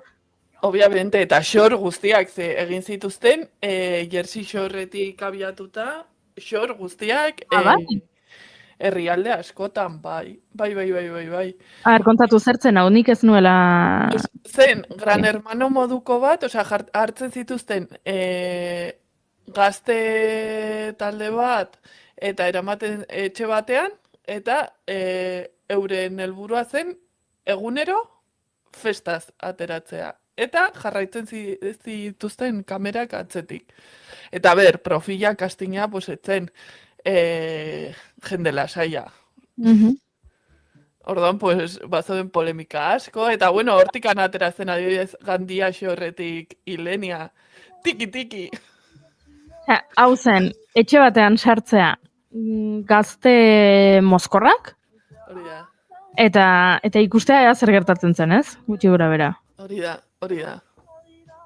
Netzat, gainen nau, gai honekin, nik izan ditut ikasle batzuk, arte dramatikoko ikasle gaztek, eta ikusten zutela asko, eta izan komentarioa klase hasieran, egindakoa, gainera pertsonaje ospetsu bihurtzen dira, horko partaidek edo, eta pixka gainetik eta entzuten, eta zetu baina zertaz ari gara, eta zu irakasle bezala, arte dramatikoko irakasle bezala, saiatzen zara hori tratatzen, produktu telebizibo bezala, nola edo ala, zer dago, zergatik engantzatzen du, zergatik atera behar zara mamiatik, porque mamia, berriro ere MTV zabortegikoa. Hemen arriskutsua da ikusleak hori kontsumitzen duenean eta pentsatzen duenean, erreferente interesgarri bat direla horra gertzen direnak, zehagian gaztetxoa zara eta ikusten duzu, Jersey Shore, Gandia Shore, dana delakoa Shore, zarautzeko malekoia Shore, eta hori ikusten duzu,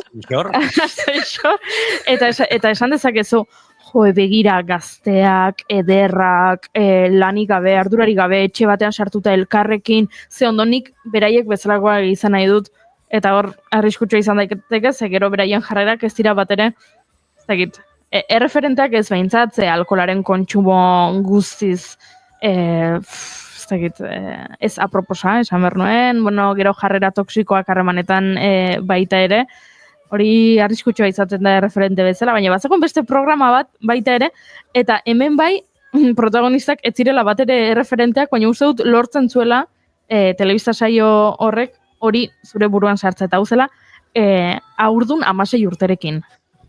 Bai. Hor erakusten zigutela, desastre hutsa, dena zela desastre hutsa. Hau da, haurdun geratzen zirela neska gaixoak 15, 16, 17 urterekin, eta aurrekin bertziotela haurdunaldiari, beraiek nerabe umetxoak izan da, eta nik behintzat ikusten nuenean horrelako atalen bat pentsatzen duen. Hau, ez zaidala inoiz gertatu mesedez. Nik esango nuke ez nintzela inoiz iritsi horrelakorik ikustera. Osea, en plan, kentzen duen. Ze, 16 urterekin, etzen saio bakarra 16 urteko protagonistak zituenak, ze bat zegoen beste bat nik gehiago gustoko nuena, eta zen Mi Superdulces 16. Nire urtebetetze izan denez duela gutxi, klabe, empatizatzen nuen asko, zen nire asko gustatzen zait nire urtebetetzea ospatzea. Gaba, Iruñazuk 16 aspaldi egintzen dituen. Bueno, aurten 17. Bai, 17, Gaur 17 eta aste bete. Ze ondo, ze gaztetxo, Bai, gogoan du telesaia. Hau zen, klaro, 16 urte betetzearenak Euskal Herrian ez du hainbesteko garrantziarik, baina beste herrialde batzuetan, baita Hego Amerikan 15 eta kitzainera ospatzen dute, eta baina bai estatu batuetako zonalde batzuetan 16 urte betetzeak garrantzi handia dola, eta saio honetan kontatzen zuten hori ez, hartzen zuten gaztetxo bat, 16 urte egitera, bidean zegoena dirua zuena hori da, eta festa antolatzen zuen, nolako izango zen bere 16. urtebetetze festa. Eta festa etzen festa arrunta zen, nahiko festa ekstrambotikoa. Eta pues, kastina ere, osea, justo hautatzen zituzten urtebetetzeko neskak eta mutilak, pues, ziren pixka bat ere extravaganteak edo personajillo diruzale klasistak. Wow. Eta, eta onena, eta hor, nik uste dut memea dagoela, egia da, Ameriketako estatu batuetan, bai dela oso ohikoa oparitzea 16 urte betetzean, hori saldu digute, ikusentzunezkoetan kotxearena. Klaro, han gidoa imena atera dezakezulako 16 urterekin. Eta orduan beti, saio guztiak bukatzen ziren kriston kotxazoarekin. Gainera horretikan egon zen drama ez ziotelako nahi zuen kotxea edo nahi zuen kolorean oparituko.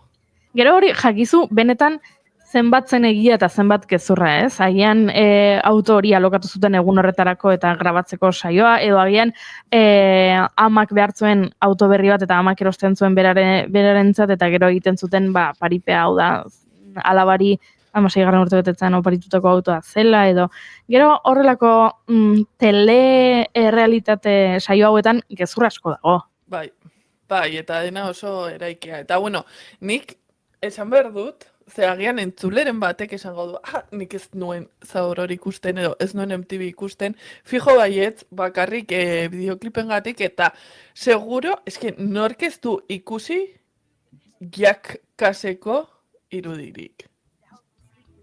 Zer? Jack Kas. Bai! Jack Kas! Mutil kuadrilla bat egiten zutenak, orain hartuko dugu bizikleta bat, eta bizikletarekin egingo dugu salto, ez dakit, eraikin batetik bestera, hori da, ez? Hori zen, hala, aztua nuen zeharo. Pues, MTV-koa... Bai, eta egiten zituzten, klaro, igual, zezen baten gainean eseri eta zezena dantzan jarri, eta Gauza bat esango dizut, aipatzen ari garen saio guztiak iruditzen zaizkit, ez ikusteko modukoak, Bai, ni bueltatu nahi dute nire, arte dramatikoen ikaslek eta ereduak, ez? Askotan, telebistan agertzeko, izan berbazea, horrelako personaje estrambotiko bat, edo ateratzeko egin behar baduzu horrelako burrada bastakeriren bat, horrelako gauzatan, nik gertatu zait, izan ditut ikaslek, beraien eredua telebistan agertzeko, etorkizunean, edo lanbidea sortzeko, ez da arte dramatiko ikastea, baizik eta izan behar da, realistak apuntatzea, aventurako programa ospetsu baten apuntatzea, porque hortik ateratzen da lan gehiago etorkizuneko aktorentzako, arte dramatiko ikasi baino. Eta hori oso gogorra da, ez? Bostet, ari dela aldatzen hori, duela urte batzuk bazela telebista lehiaketara joango naiz, telebistako reality show batera joango naiz, eta orain dela influencer egingo naiz.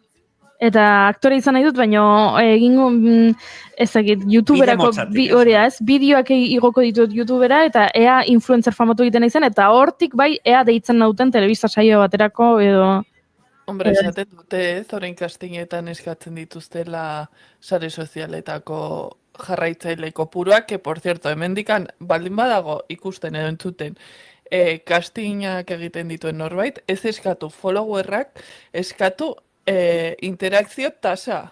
Ze hor ikusiko duzue benetan zenbateko komunitatea daukan. Eta nahi baldin baduzue pertsona bat, osea, komunitatea duena eta beraz aseguratzea, bai, ja, osea, ikusiko dutela edota zuen produktua kontsumituko dutela, izan produktua ikusentzunezkoa edo zerbait erostekoa, eske, followerrak, osea, eske, erosi daitezke. Hori esan barruan, erosi daitezke eta gian.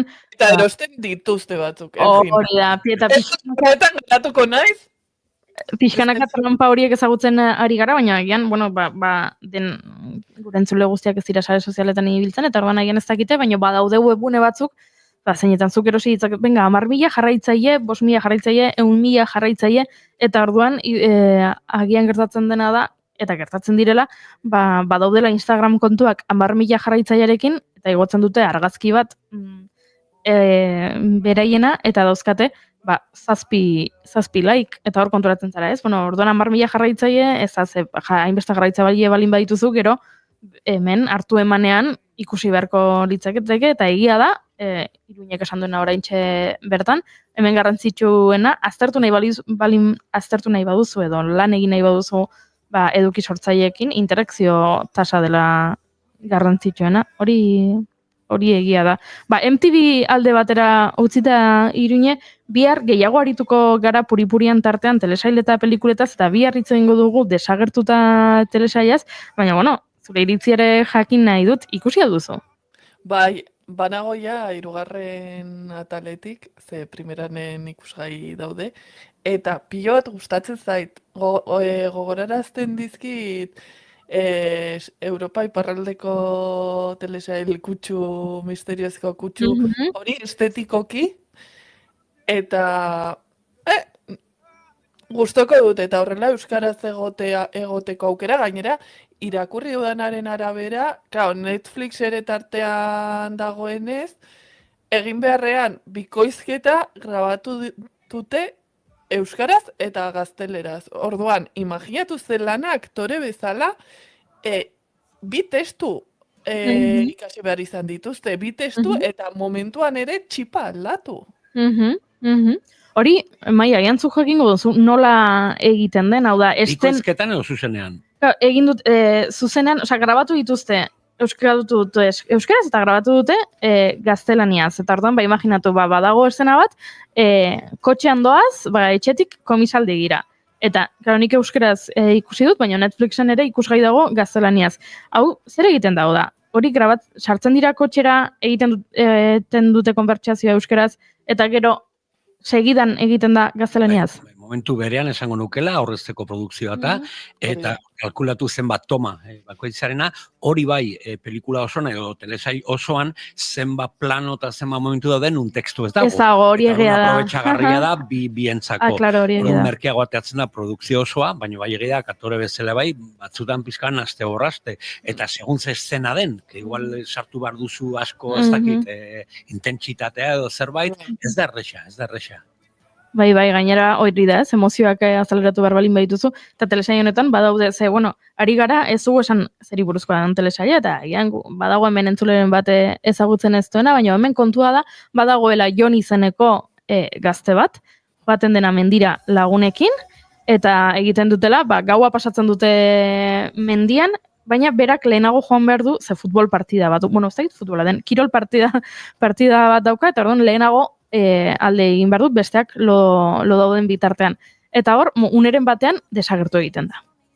Eta orduan, hasten da ikerketa bat, non dago, desagertu da gure herriko gazte bat, non ote dago mutilau, ze berak partida zaukan, eta beraz, han egon behar luke, baina ez dago, ez da iritsi, non dago, eta bere kuadrilak zer daki, zer gertatu da gau horretan, hori kontatzen du telesaiak, eta Iruñeko ondo esan duen bezala, badauka pixka bat eskandinuar giro hori ez, ze grabatu dute, eta hor badaude mendiko irudi horiek lainoa, ez? Lainoa, dena pixka bat grisa, misterioa, non dago mutiko hau, badauka hortik, eta esan bezala hori da, primeranen ikusgai dago, baina baita Netflixen ere, hau atzo ikusi nuen Netflixen, bigarren telesail ikusina zela horrelako zerbait.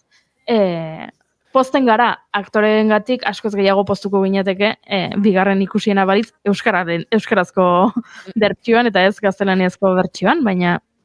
Claro, eski orain, burura etorri zait, ikusi beharko gendituzkela biak dira, berez, telesail berdina, baina era berean ezberdina. Bai. Claro, aktorek matiz berdina eman behar baldin badiote ere, agian modu ezberdinean heltzen diote estenari.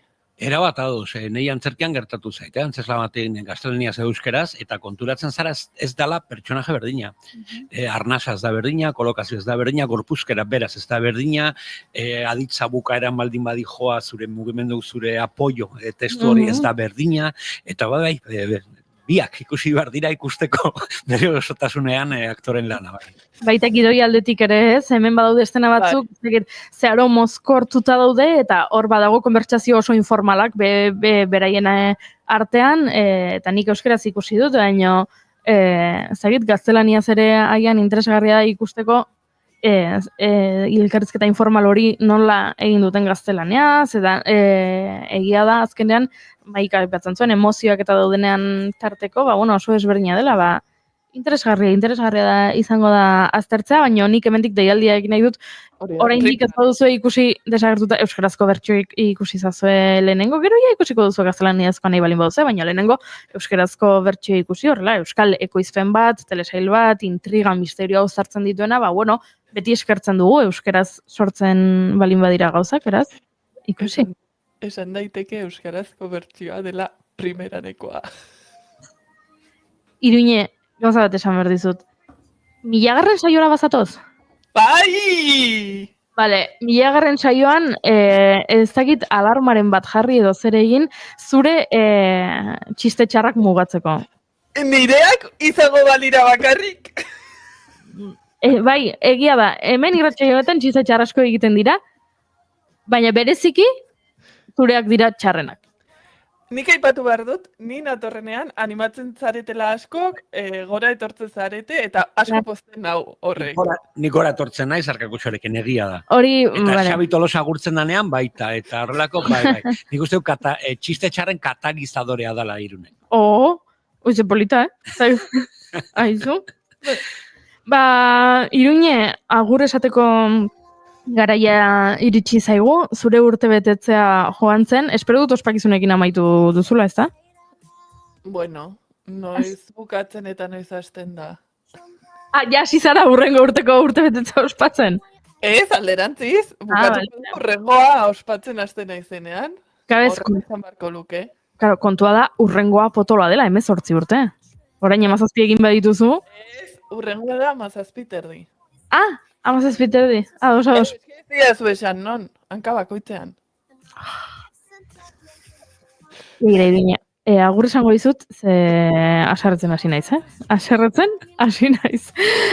Muxu bat arkakuso, urrengo aster arte, bihar hitz egingo dugu desagertuta telesaiaz, eta iritzi gehiago jasoko ditugu, eta kontatuko dizugu. Muxu bat. Agur. Kiss me, you fit in the whip to the flight to the down, baby, check my stats. Truth is I wasn't trying to make nobody, baby, I was there to get my bag. But when I saw you, I was like, I like that. Wasn't trying to break, baby, I fall back. But when I heard you say bonjour, baby, I was like, damn. Green-eyed French boy got me tripping. How your skin is always soft, how your kiss is always hit, how you know just where to... Guri ere iritsi zaigu, irratsaioa agurtzeko unea. Bai, eta hilabetea ia, ez? Ja, ekainan sartzen gara, ez dakit, azkarregi di joala denbora. Azken aldian dauka sensazioak, eguna pasatzen dira, como... Oso azkar. Dinaka, ez dakit. Oso azkarregia da. Bai, pentsa gaur 980. bigarren kafe izan da. Orduan konturatu gara 1000. Ze politatzera kontu hau, ez? 10, 8, 7. Bai. Nik neukan sentsazioa denbora gehiago falta zela oraindik, ospakizunerako, baino iristear da, eta hori ere polita da, beraz. Mai, kontuz gaur, beroa egitingo du, alerta... Bomboi bat naizela esan. Hori izan nahi niz. Bosoi eta bomboi. Bosoi. Bai, zenbat ikasten dugun bigarren kafean fisika dela, literatura dela, edo telezaborra dela, denetarik hitz egiten dugu hemen. Eskerrik asko Mai, urrenera arte, eta entzule, bihar, hementxe izango gaituzu, goizeko 10:05 egunero bezala. Naiz, irratian.